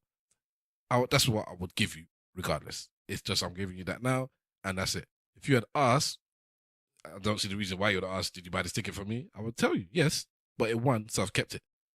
Now, the question is, would that be an issue for you? What do you mean? If you tell me that you... If it came out, Wahala went and snitched on me and said, you know that he bought you this ticket, but because he didn't get a chance to give it to you before it won, and he realized it won, he kept it for himself. Would you have a problem with that? Well, my exact words to you would be, man, I thought you were the truth. That would be it. Would I lie to you, babe? Webbs, what would you do if you bought a ticket for somebody, you realized that it won before you gave it to them? What's next? I'd give them the ticket, man. It's simple. I bought it for them, so it's for them. Shut up. You are not giving them anything, Web Slinger. He said that with his soul. Web Slinger, why are you lying to the public? If you know you won 10 million... Why would I not give them the ticket? Oh, if someone won 10 million on the lottery and I bought them that 10 million ticket, I'd give them the ticket. No, but low key, what your basic... Simple. What did you say you would do? Did you answer? I said I'm giving them the He ticket. said if it was his family... So we have two liars. Okay, public, this is No, what but it sounds here's like. the point. So here's the give point. it to them in the hopes that they'd give me something back. What if they didn't? What if they didn't give you a grass This is what originally I was in my head. If you give somebody a lottery ticket, full stop, just you give it to them and they win 10 million, and then what? Do you expect something back? I'd expect something back. Okay, I'm going to equate it to this. And I think this is where I think maybe you would expect something back. If you bought somebody a box of chocolates and they open that chocolates in your presence, you would expect them to give you one back. Yeah, you would expect them to finish the whole thing and not give you nothing. Lick the chocolate off their fingers. fingers. Not give you nothing. So when it comes to 10 million, good. 10 million, I would probably expect them to give me one back. Oh, you did? Oh, did you want one? Sorry, I forgot. So I would expect them probably to give you something back. But out of 10 million, what do you want them to give you? Half. What? Are you being serious? I want half all the time. So here's my thing. So let's say they gave you 50 grand out of the 10 million. Yeah. Would you be happy with that? I'll be upset that they give me only £50,000. So here's the thing, right? While I made a very good point earlier, just by virtue of what you're saying, you buying them the lottery ticket isn't about them winning. It's that you don't want them to win, really. You're looking at me as you say that, and it's not the truth. So what do you want from it? What do you want to happen? No, I've made that mistake before. I have purchased lottery tickets for people that are not like super close before, and this situation played out in my head, and then I realized it's a situation that could cause issues. Because if they win, I'm happy for them, because that is the point. I will be happy for them, but there's nothing they can give me that is going to make me happy. whatever they give me, I'm gonna be disappointed with the fact that I didn't have it all. Because I went and got that ticket. There's something wrong with your soul. If the ticket, There's something wrong with your soul. No, I bruv. get it. I get what There's you're like. something I seriously can wrong with appreciate. you. I completely agree I can with you. appreciate what they've given me, but I can never be happy. I can never be with the whole with the fact that they had more money than I did from that ticket. It's not they Yeah, had but more your money than me. intention was to buy them the ticket. That's why I wouldn't buy them the ticket in the Yeah, first place. so I don't do it anymore. Fucking hell. Because- there's something wrong with your souls, bro. No. I want to. If I want to win the ticket and give them the money, Yeah, not the other way around. yeah. I don't like accepting money. I don't. Do you just accept money from people all the time? What do you mean? Do you accept money from people? I don't accept money from people. Exactly. most So of the then, time, no. just because the money is more money, does it make you feel good about Yeah, accepting money? let's from say for someone? Christmas, you just got everyone on ESN podcast a £2 lottery ticket, and one of us won 10 million, and they said, "There you go, man. There's $1 million." You wouldn't even accept a grand from somebody if you were there talking about, I need to buy something, and you just said it absentmindedly. A And they grand said, don't come for free. And they said, "Here's $1,000." You'd say, "No, it's all right, bro. Thank you, I appreciate it, but I'll make that myself." But in this, Now they want to give you a whole $1 million. What are you gonna do? if the person wants to give me $1 million because I bought them a lottery ticket and it turned out that it won, Yes, first of all, I'm not really concerned with how much they actually won. yes. And second of all, if they're going to give me that because they won, I will take it. So if somebody offered you $5,000 out of a 10 million win, that wouldn't bother you. It wouldn't bother me. That would bother me. Why would it bother you though? Don't give me nothing then. If you can, what's Thank $5,000 you, gonna do for Simple. my life? I've had this discussion before. Remember, I think we had the discussion on the podcast when we said what would happen if, I said if Stav won enough money, he won a lot of money. I remember, we had this discussion. If Stav won a lot of money and he gave me only enough, enough that it's not enough for me to not work again, I'll be upset with him.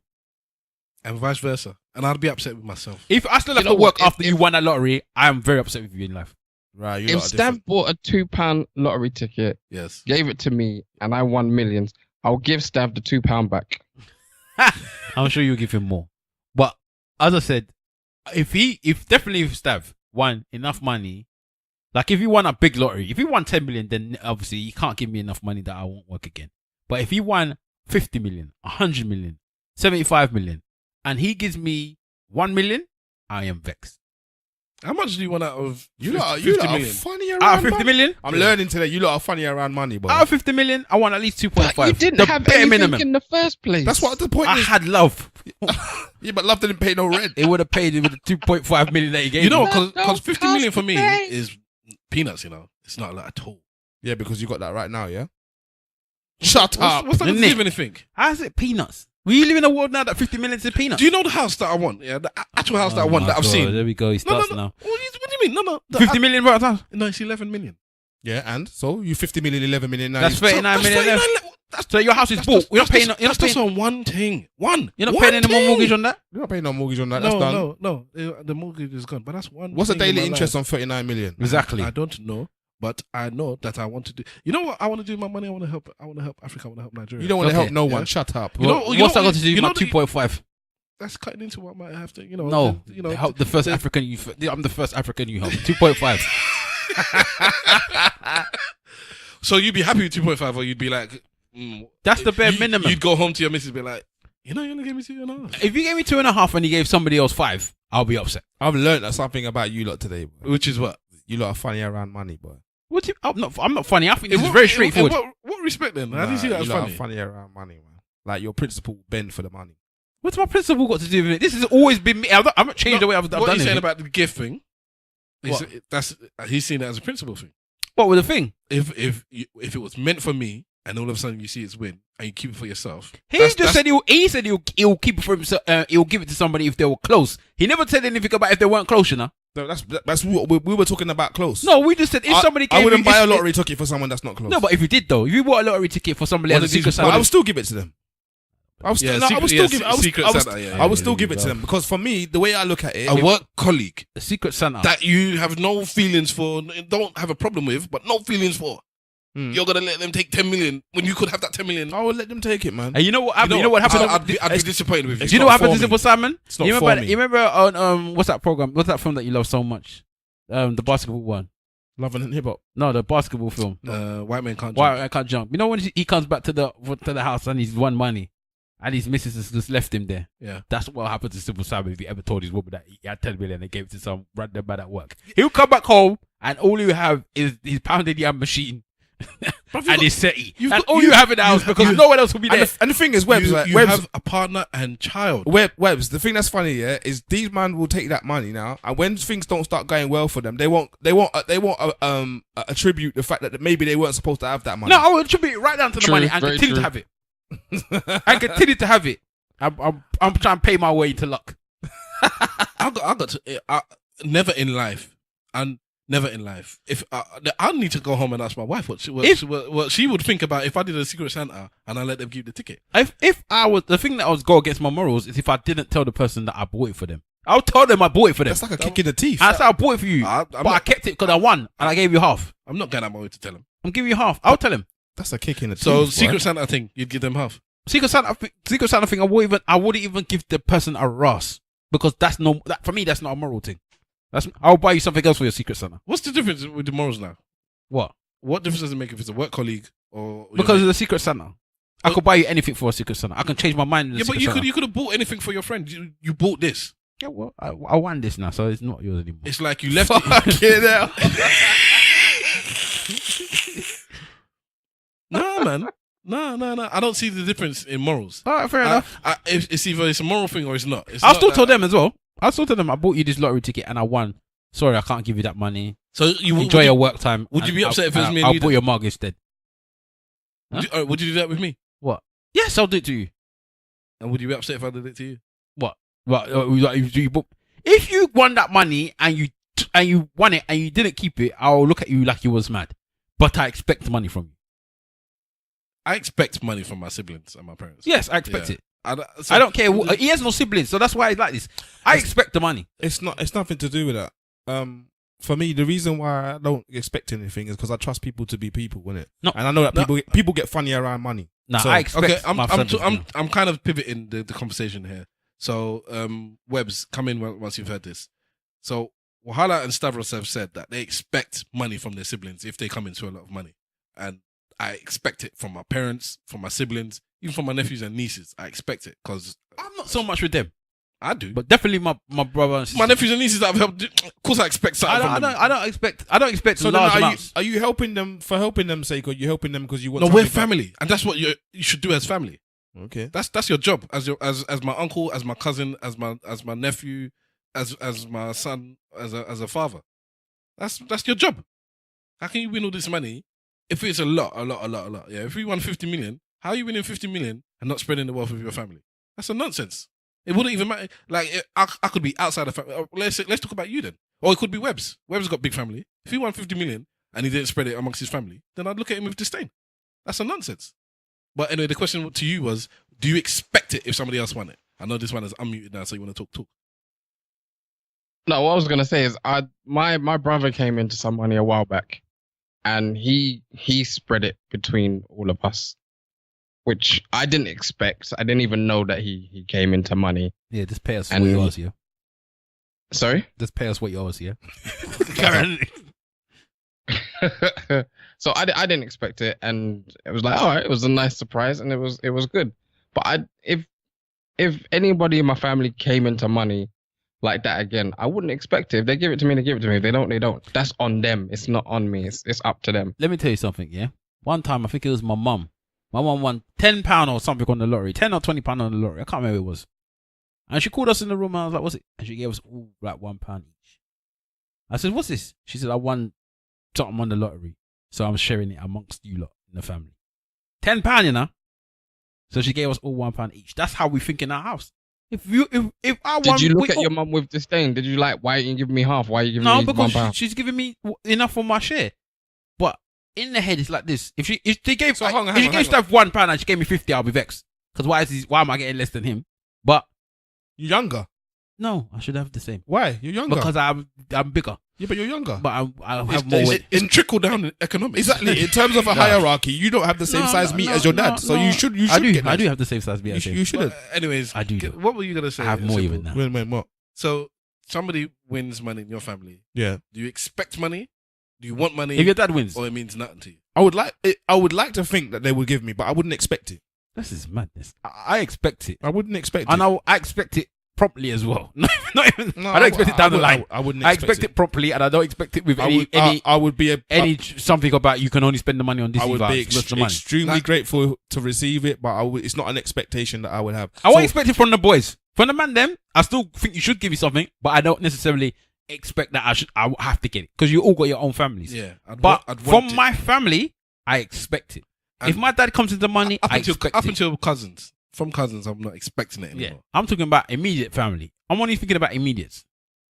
I'm talking about up, down, left, and right. Yeah, I don't expect anything else from anybody else. If you come into money and you give me something, I'm appreciating that and I'll be happy.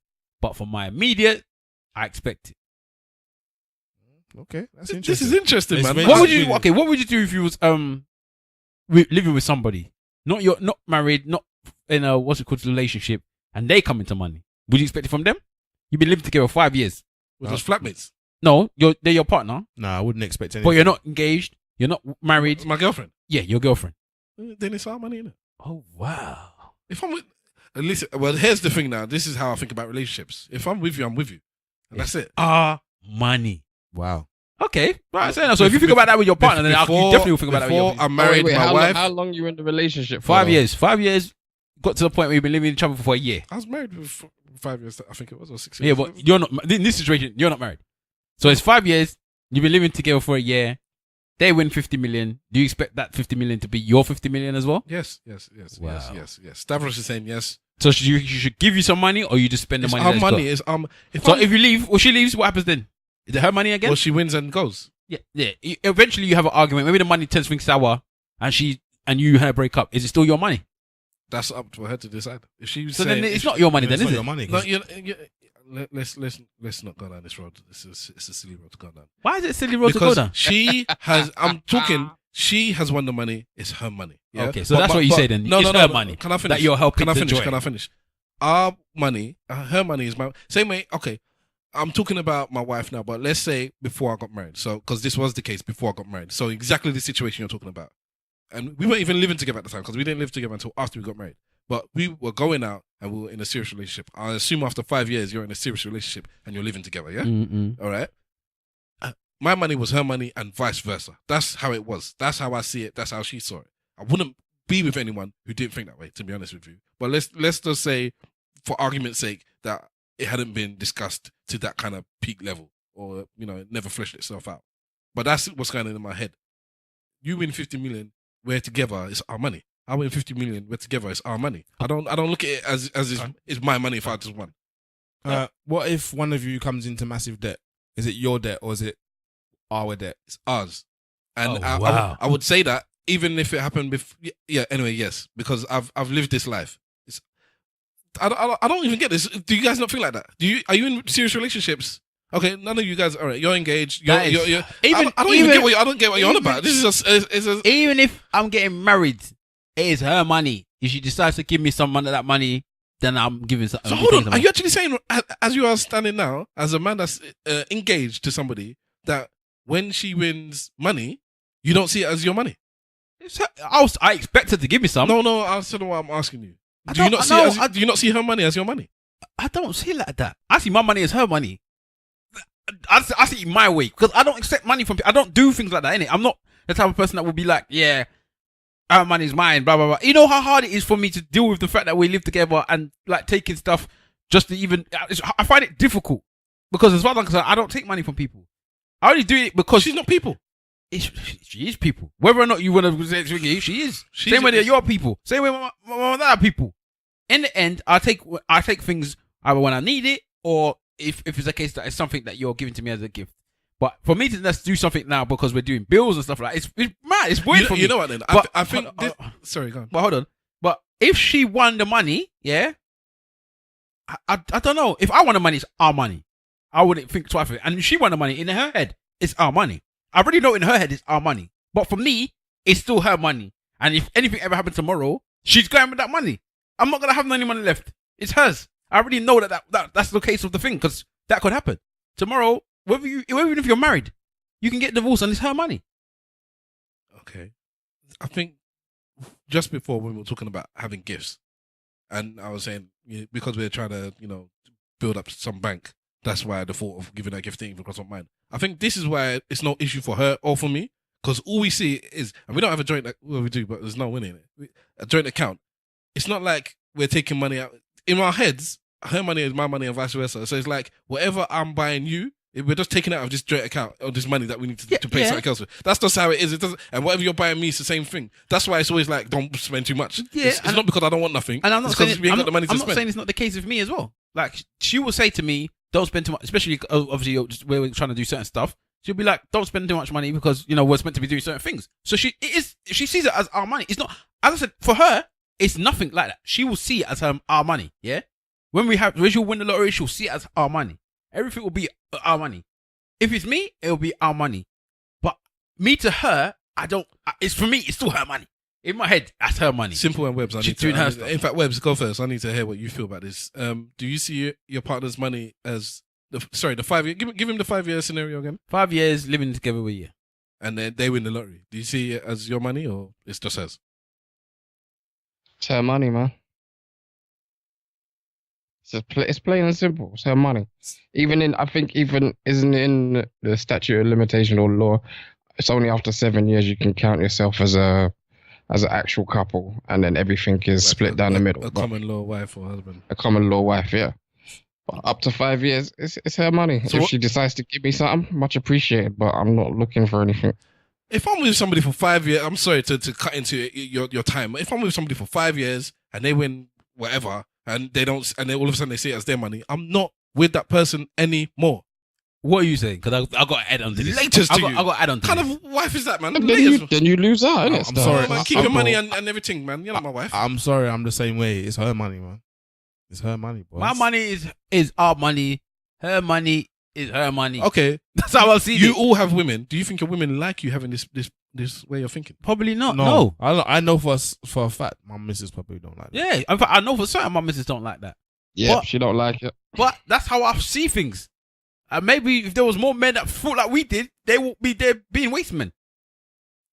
But I don't think like that. I don't see myself as a waste man. I Well, would like to think that you guys don't think I'm a waste man either. Man said, wait a minute. I mean, But you're you're different just recently. different, Steph. No, but That's we're what it in- is. You're just Do different. you, I know I think your way is the correct way.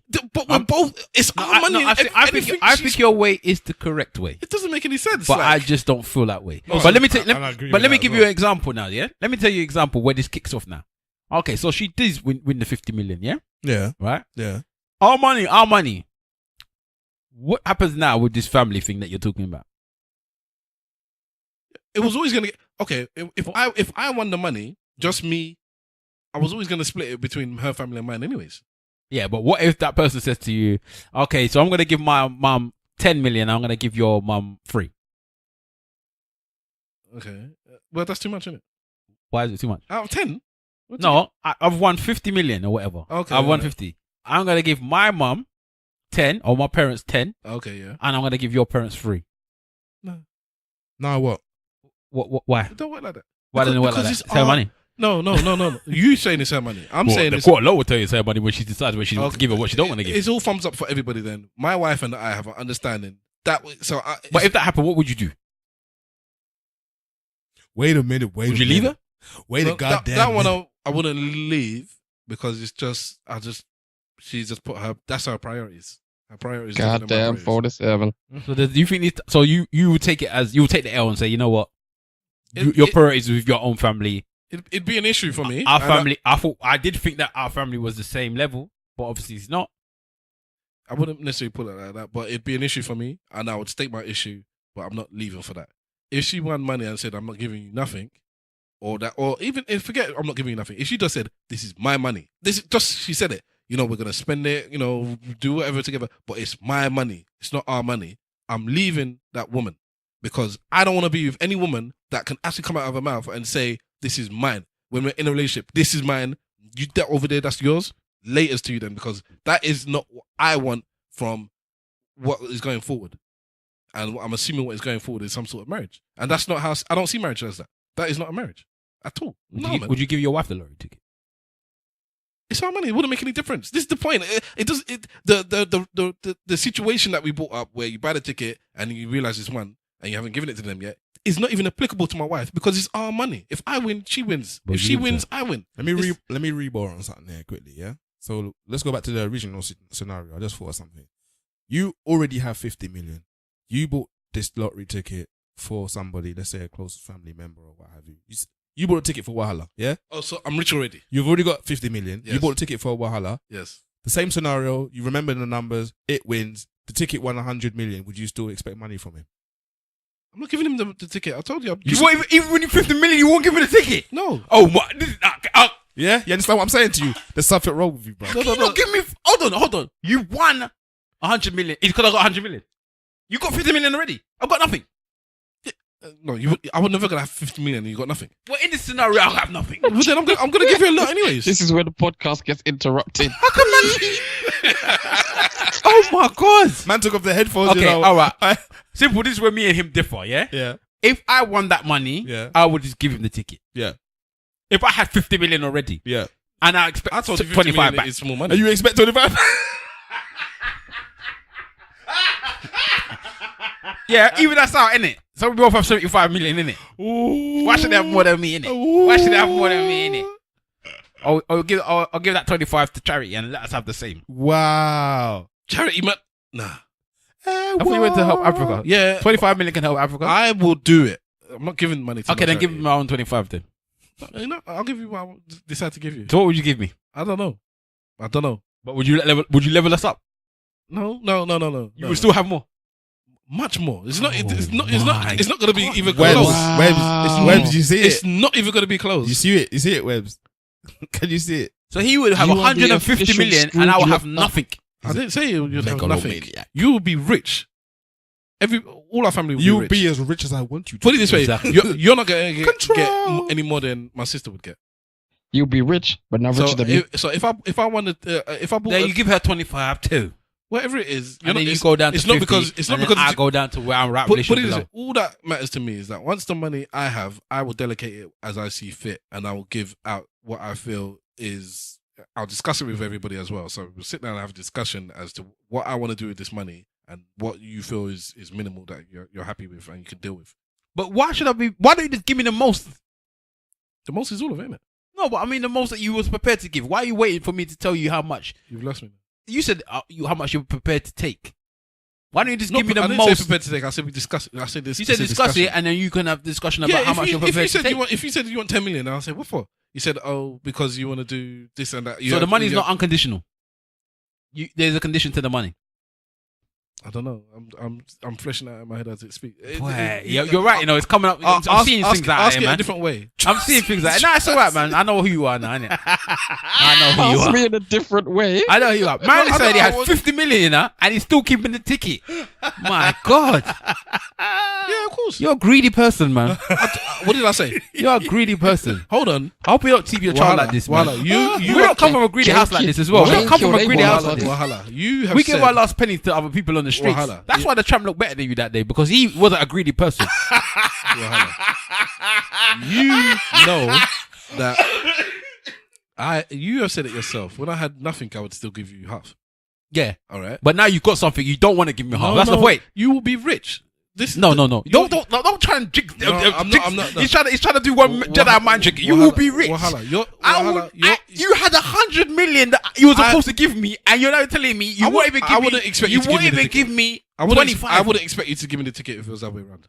If I had 50 million and I won 100 Give me whatever million, you feel you want to give me in I'll it. give you the ticket, I would and still. then I expect my money back. I would expect you to give me 100 million if you only had 50.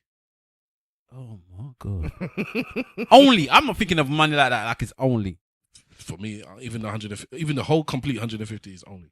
For what I want to do with that money, 150 is nothing. Oh man. Like, okay, we were just talking about buying a team, yeah? Mm-hmm. We couldn't do it with that.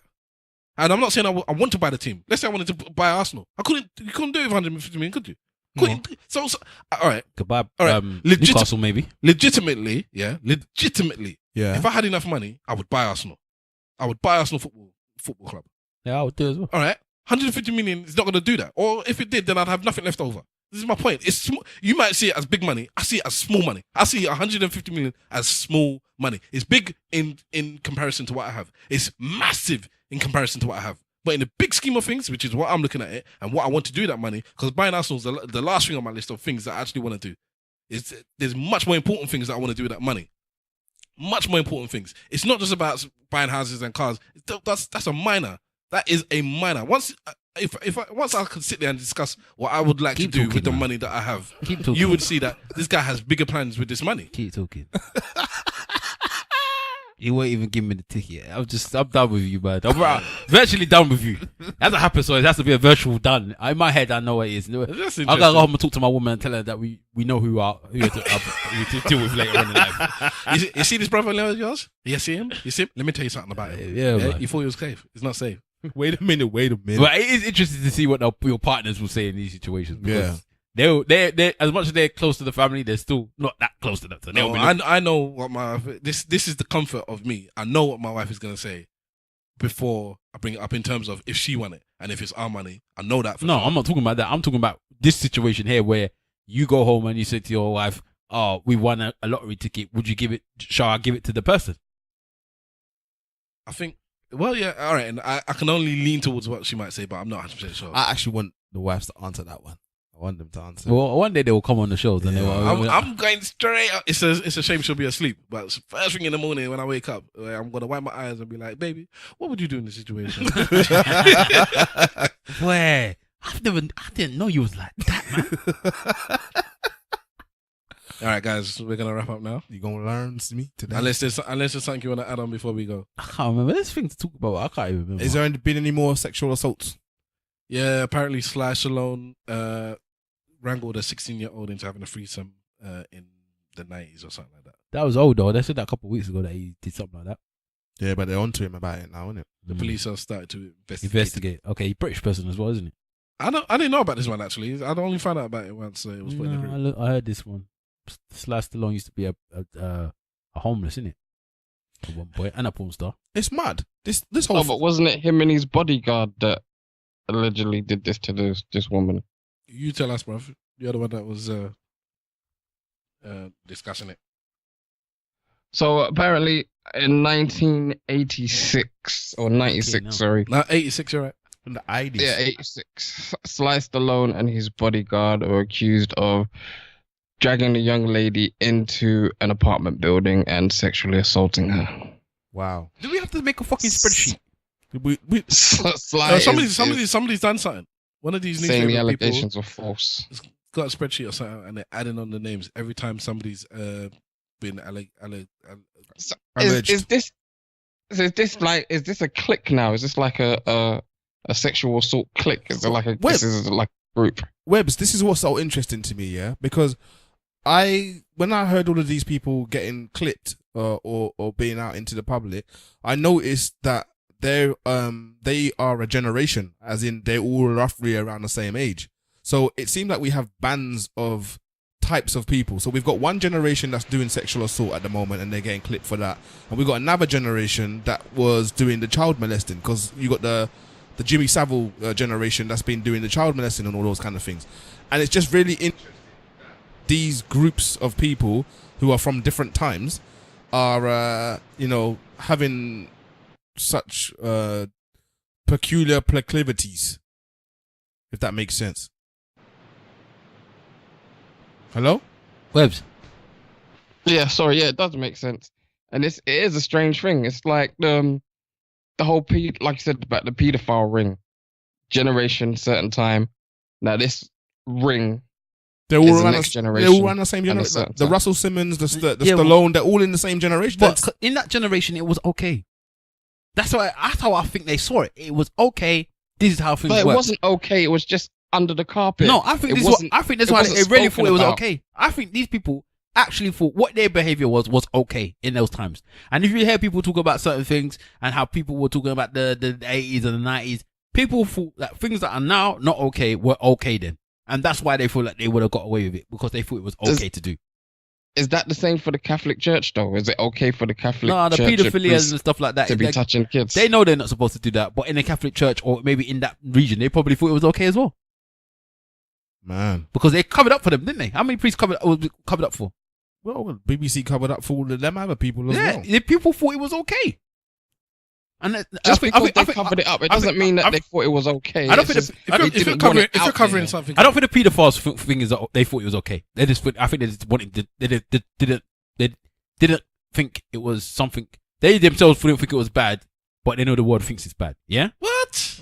Oh, I see what you're saying. I see what you're saying. No. I think they didn't want it to tarnish the reputation of the BBC. No, I'm talking about the church.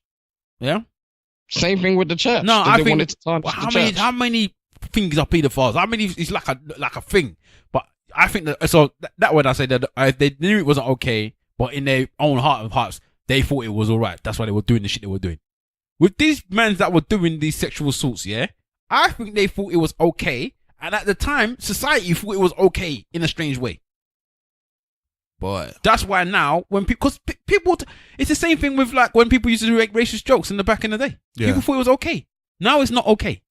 When people used to do things like slap a woman's bum and do all of this stuff, people thought it was okay. In 2017, it's not okay. Same way that when you used to watch Benny Hill and the man was running after women, woohoo, woohoo, touching them up.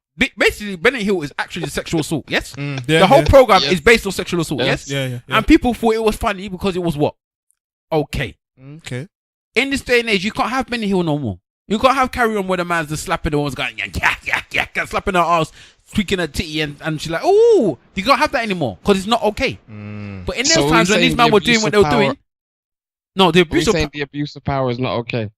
No, it's not abuse of power. It's not okay. It's never okay to abuse power. In that way. Abuse is never going to be okay. Yeah, it's not okay. Otherwise, it wouldn't be called abuse. But they thought it was okay. I abuse my charity. They thought it was okay. And that's why they did all this stuff. And that's why some of them are now in their own heads thinking, some of them are coming out like, I didn't think I did anything wrong. Because they thought it was okay. Same way Trump grabbed him by the pussy, he thought it was okay. I hear what you're saying. But now they know that it's not okay. Saying that is just a get out clause. I thought it was okay. I didn't realize I was hurting anybody. I think they really did think it was okay. And I'm not saying that's the right thing. They should know what they're doing is wrong. But in those times, they thought they could get away with what they were doing. And that's why you see in those times, it's not for the men the same age. Cosby, around those times, no? They all of these men are all in their late 50s, 60s, most of them. They thought it was okay. Well, goddamn. There you have it. And now they know it's not okay. And I hope they catch all of them. There's still going to be so many people that are going to go without that happening. Yeah, I hope they catch all of them. I hope that some people are not making allegations just for allegations' sake either. That's another thing I think I don't want to see happening. Like if you didn't have a problem with it then, don't now come and make it a problem now.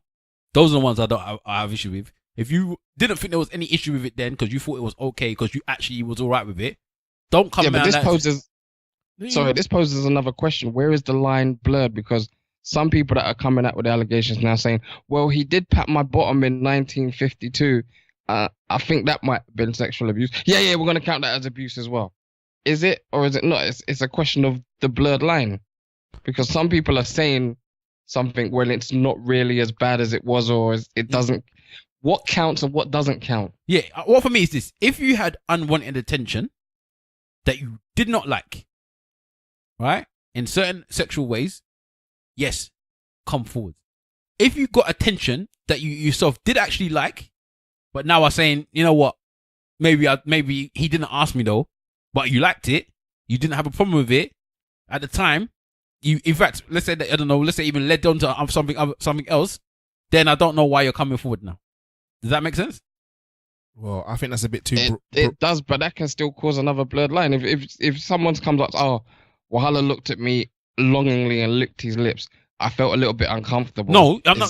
See, if you felt uncomfortable then, yes, come forward. I'm saying if the person licked their lips... What you just said is that you can't look at somebody in a sexy kind of look. Vivacious way. And then she can complain that that's sexual. No, that's not what I just said.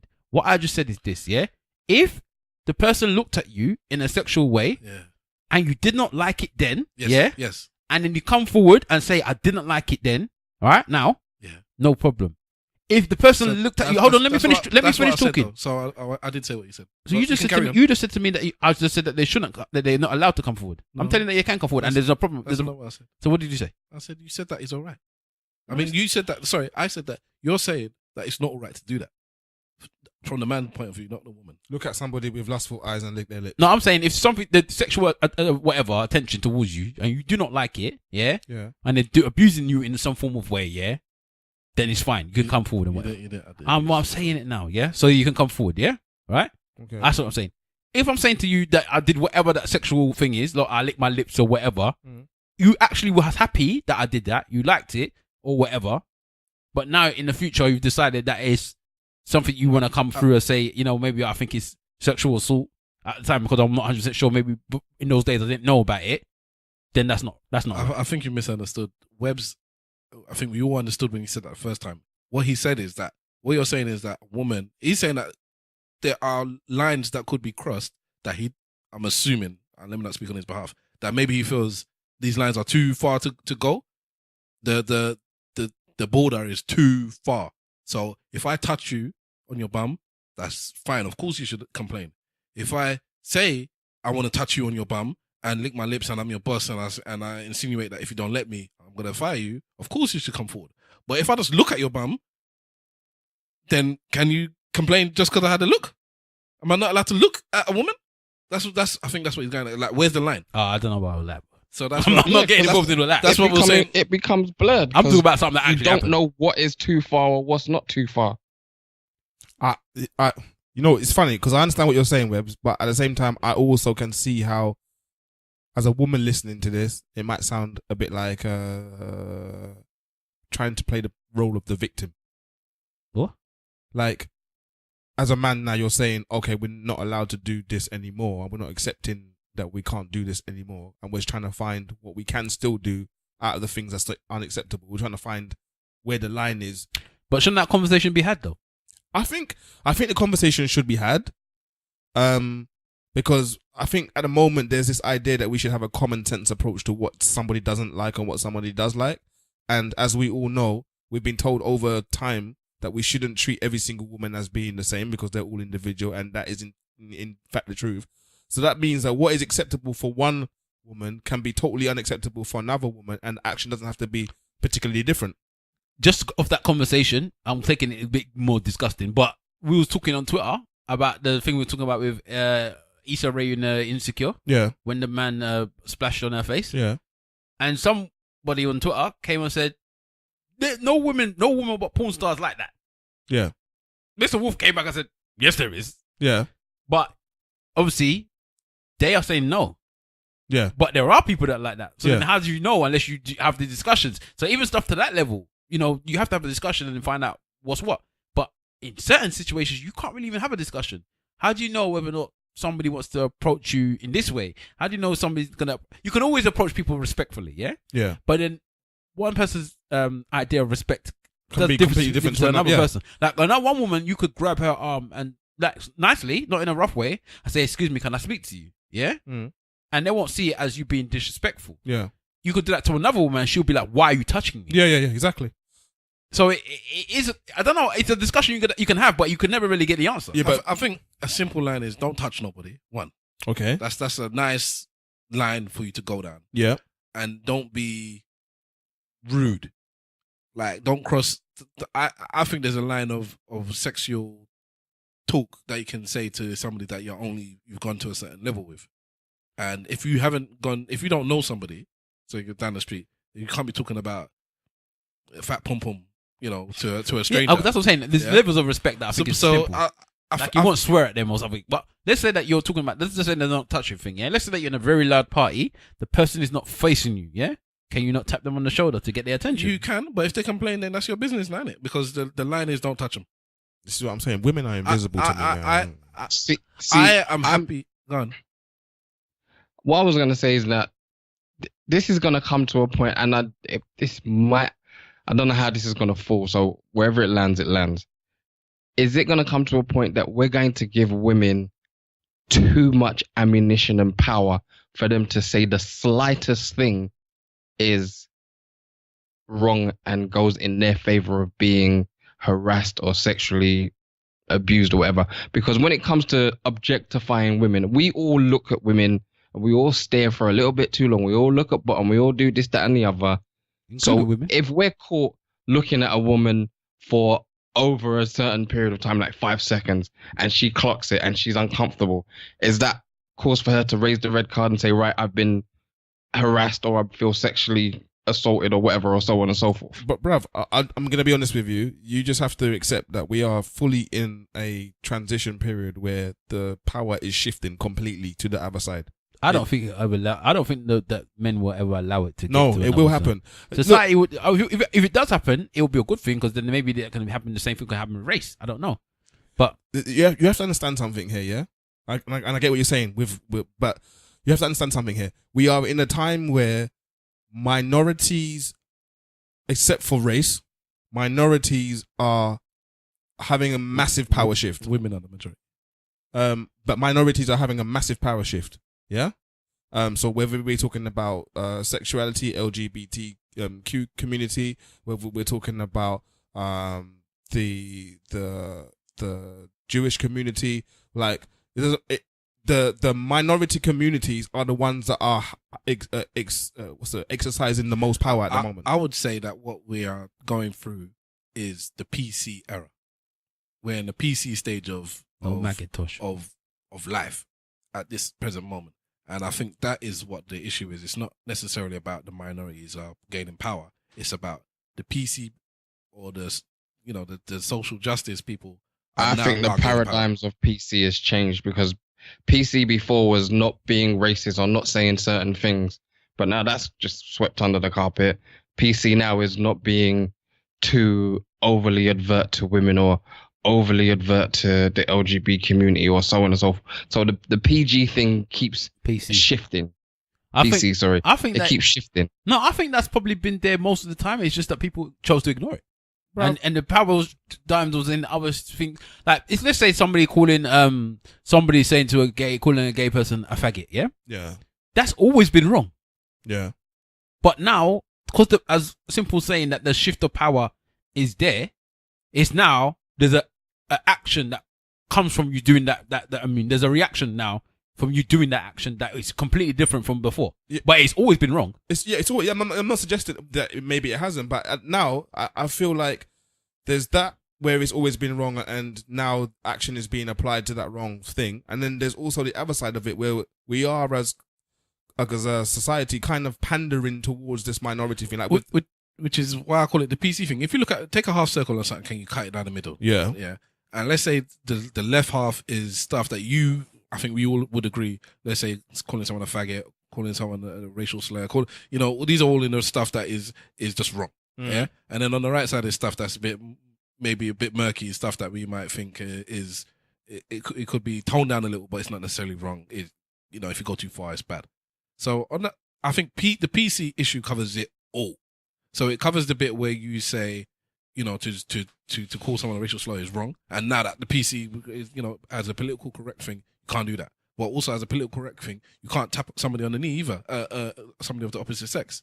That's what the politician did with the person that was interviewing him. And that's why he stepped down. He's left now, wherever it was, because he, in an interview that he was doing many years ago, he tapped her on the leg.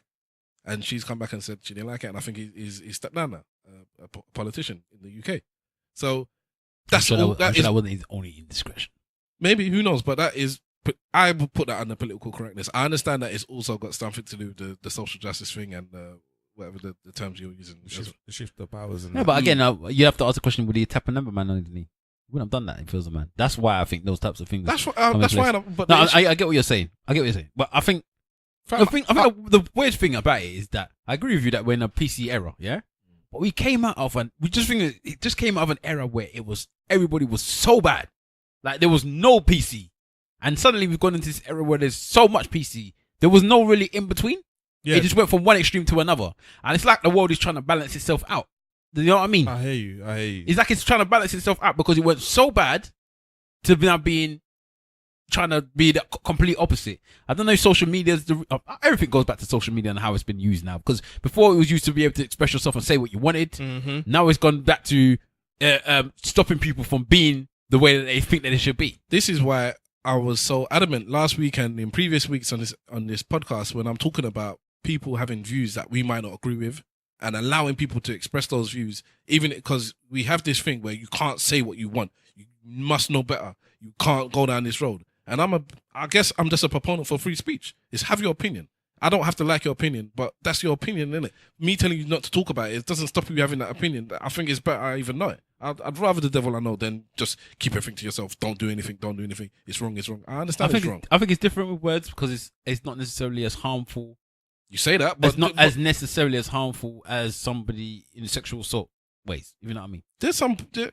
Maybe, but maybe not in some. Yeah, in some I know. Cases. Words can hurt, really hurt somebody, and I get it. And I don't agree with the words either. I'm not saying I agree with them, but I don't know. You're saying express yourself, do what you want, but that's not the only thing that people are supposed talking about, are they? It's not just the words. It's the touching. It's the this. It's the that. It's the when it comes to what we're talking about with the women. Anyway. Well, I wasn't talking about. Yeah, I wasn't talking. Yeah, about but doesn't that change the whole dynamic of the person that you are? So to say if you're a friendly, maybe flirtatious individual, you don't mean any harm by any of your actions, but that's just the way you are.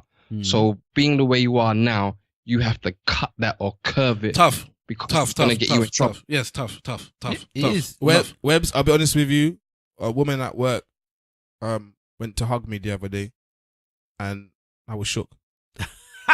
I was fully shook. I'm married. I'm married. I ain't changing. Yeah. I will look at a woman. If she don't like it, then she don't like it. That's her prerogative to not like it. But I'm still gonna look, and that's it. Yeah, but if that said woman now brings you up on charges of harassment, I don't think you can get harassed for just looking. But I think you would have to do something. Like if you whistle at a woman, it's a thing now. Yeah, but that's different. But that's what I'm saying. The way the shift of power is going, it could get to that point if you look at someone. I don't see it as a shift of power either. By the way, I don't like this term of shift of power. Yeah, no, I don't see it as a shift. Yeah. I'm not giving this whole thing that credence of a shift of power. Them that have gone through a whole heap of shit, they're not now suddenly just having power. That's not how it goes.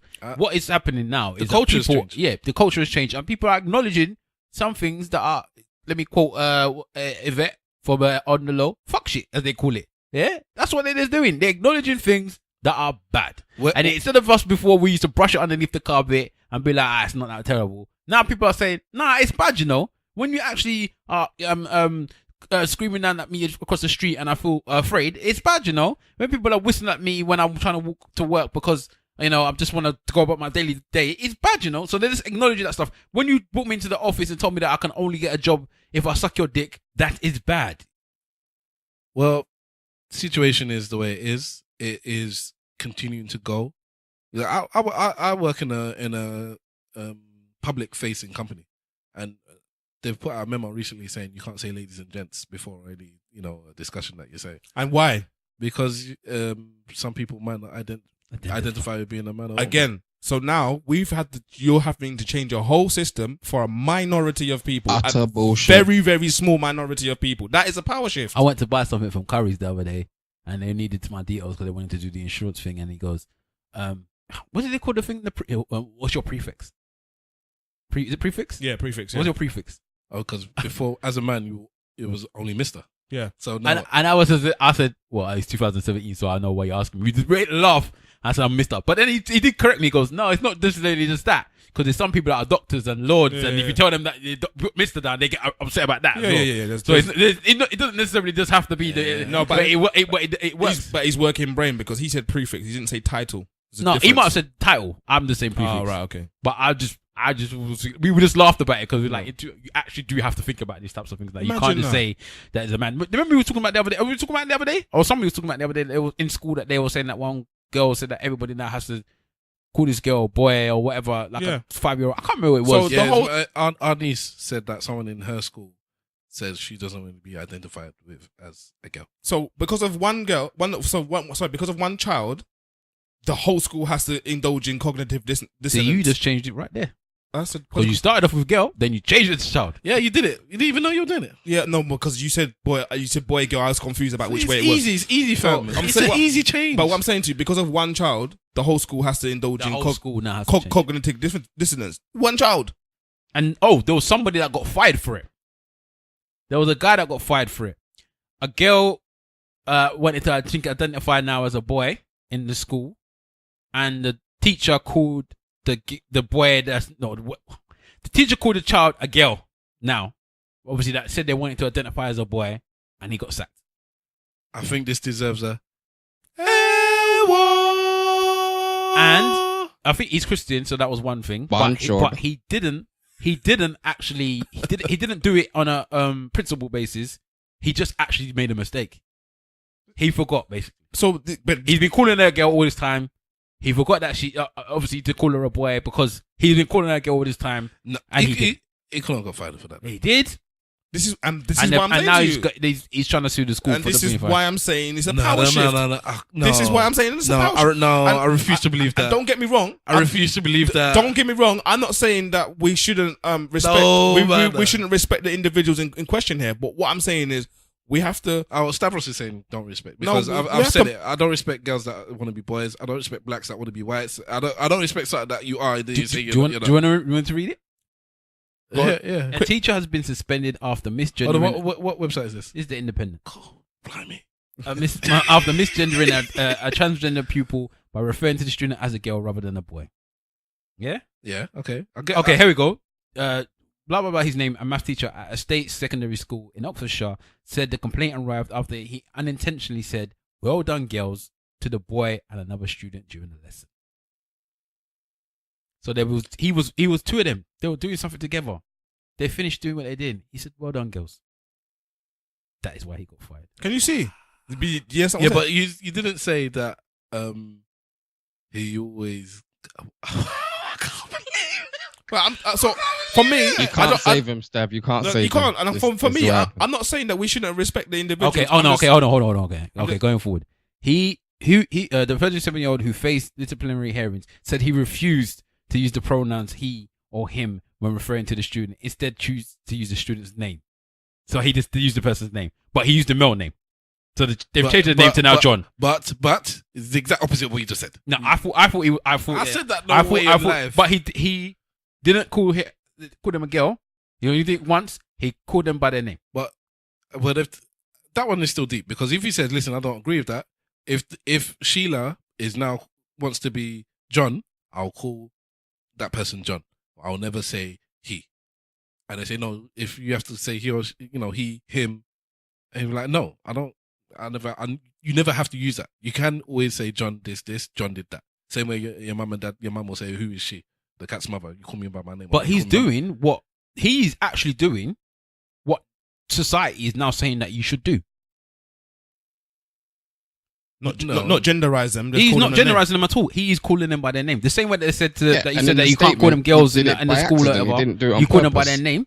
He's doing that. He is saying, okay, I won't gender right the person at all. Rather peek out of here. I will call them by their name. I'm telling you, but he did one mistake by saying, "Well done, girls," out the door. Man, don't even want to go in public again. Trust me. Listen, no new friends. No new friends. No new friends. Yes. No. Web slinger. I can hear that you're threatening in your voice. You're concerned about the way that this is going. My suggestion and advice to you is get married quickly and then go live your hermit life. The thing is, it's not about me because I think my age and the people my age, the people I'm going to interact with, I think it's cool. I think we've all kind of we've got to a plateau in our lives and we're cool. It's these millennials and then my children. My children are going to grow up in this way. Now, it might be better for my daughter. I think it's going to be better for my daughter growing up. Or for my son. You know that they if and when I have one. You know that they're teaching, they've added transgenderism to the curriculum now in primary school. No. Yeah. What is trans? What is trans? Is that a religion? Not a religion, but the sexuality you're being taught about it in primary school now is coming as part of the curriculum. You bastard. That's it. It's being pushed at government. All I'm going to say on this topic is because that doesn't bother me too much. Yeah, I, as much as I don't agree with it, it is what it is. But I just feel in 40 years' time, this conversation is going to be the same as what people spoke about gay people. Do you know in the 90s, it was illegal for gay people to kiss. 90s. Yeah. In this country. The way they try and impose all this stuff in African countries about homosexuality. In the 90s, they could arrest you for gay people showing affection in London. Yeah. So look at the change now, just 30 years down the line. I don't know. I just think that this is all gonna go. I don't know why, but I think that after all of this hype around it, is this gonna go back to normal again? What's normal? Like how it was before. Like No, I think now is a big change. I doubt it very much. And I think that people are gonna start calling people boys, and some people are gonna start calling people girls. Like, I think that's what's gonna happen. I think eventually people are just gonna be like, it's too much. Nope. And it's just gonna say, you know what? Not because the young people. So what do you think? This is just a phase that society is going through. I think We're just going going through a phase. I think with this particular topic, I think it's going through a phase. I think other things are gonna stay forever. This particular thing with the school thing, I don't know. I think it's gonna become too difficult for them to be able to do their schooling. Nope. You reckon? All right, we'll see. Webbs, say the last word before we say our church notes and goodbyes. You say your piece on what you feel. This is your topic. It's just a nonsense. That's all I'm saying. If you can't live up to your personality, you can't be the person that you've always been. As an open, bubbly person, you have to rein it in. I think that's wrong. You're being forced to change. But sometimes you should change. Maybe your open and bubbly is a bit too open and a bit too bubbly, and you just haven't noticed. Why should I change being the person that I am? Nobody's I've been this person. Nobody's forced you to change. Just know that there's now repercussions to your actions. Whereas before, there may have not been any repercussions to your actions. I wanted you to end, but I don't like your statement. I want you to retract it, because saying that you have to change. If there's people that are naturally inclined to want to be with 11-year-old girls, and yes, they have to change. So I don't like the idea that I have to be different to fit in with society. Yeah. If you want to kill people, if that's your natural reaction when somebody steps on your shoe to want to kill him, yeah, you have to change and stop yourself from doing it. So I get what you're saying. I think you need to find a better way to explain it, because yes, society dictates that if you want to live in a society that is a positive and works and people can get on, nobody can just do what they want to do and be exactly who they are. You kind of have to conform to some way, shape or form. The situation now is that the levels of conformity are just moving, and maybe they're going. Yeah, but the levels of conformity are moving too far in the wrong direction. I think for some people, for me, for most people. If you look at most people, this teacher, for instance, he's being told you can't say this. It's like, what the hell's that about? What's going on? I've been saying children or John or Susan all my life. Why now do I have to say flipping Esmeralda or whatever? It doesn't make sense. It doesn't. It's just crazy. I mean, the changes that are occurring in society and in this world, it's a little bit too far-fetched. Okay, and on that note, we will say our goodbyes and our church notes. As the old man says, I don't like all this change. Who's going first? I'll go first. My day. At Big Wahala on Twitter, at Big Wahala on Insta. Follow me. Follow at One Stop Dreadlock on Twitter for your dreadlock needs. If you want to get a retwist, if you want to start up some locks, if you want to get a nice wash, find them on at One Stop Dreadlock. And if you're actually somebody that does natural hair and you're looking for somewhere to be a new home, find them there too. Laters. At Simple Simon FB on Twitter. Get at me. I like to be get at. That's really it. Have a beautiful week. Hope your Christmas was good. Hope your New Year is going to be live. And see you on the other side. DJ Webbs on Instagram, DJ Webslinger on Twitter.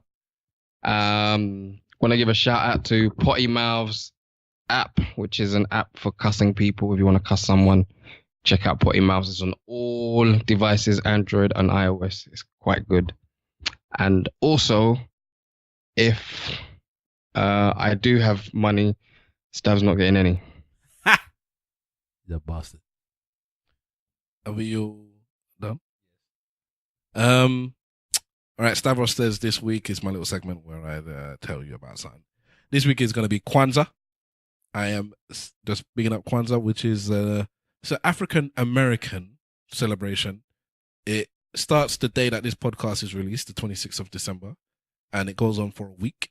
So it's a week-long celebration for African Americans. It is an African American thing. It's a, what do you call it? What's diaspora? It's an African diaspora thing. So wherever you are, if you are not part of, if you have African heritage, you can partake in it. And I don't think it's really for anybody else. I think it's quite one of these things. Like, if you ain't one of us, then you can't do it.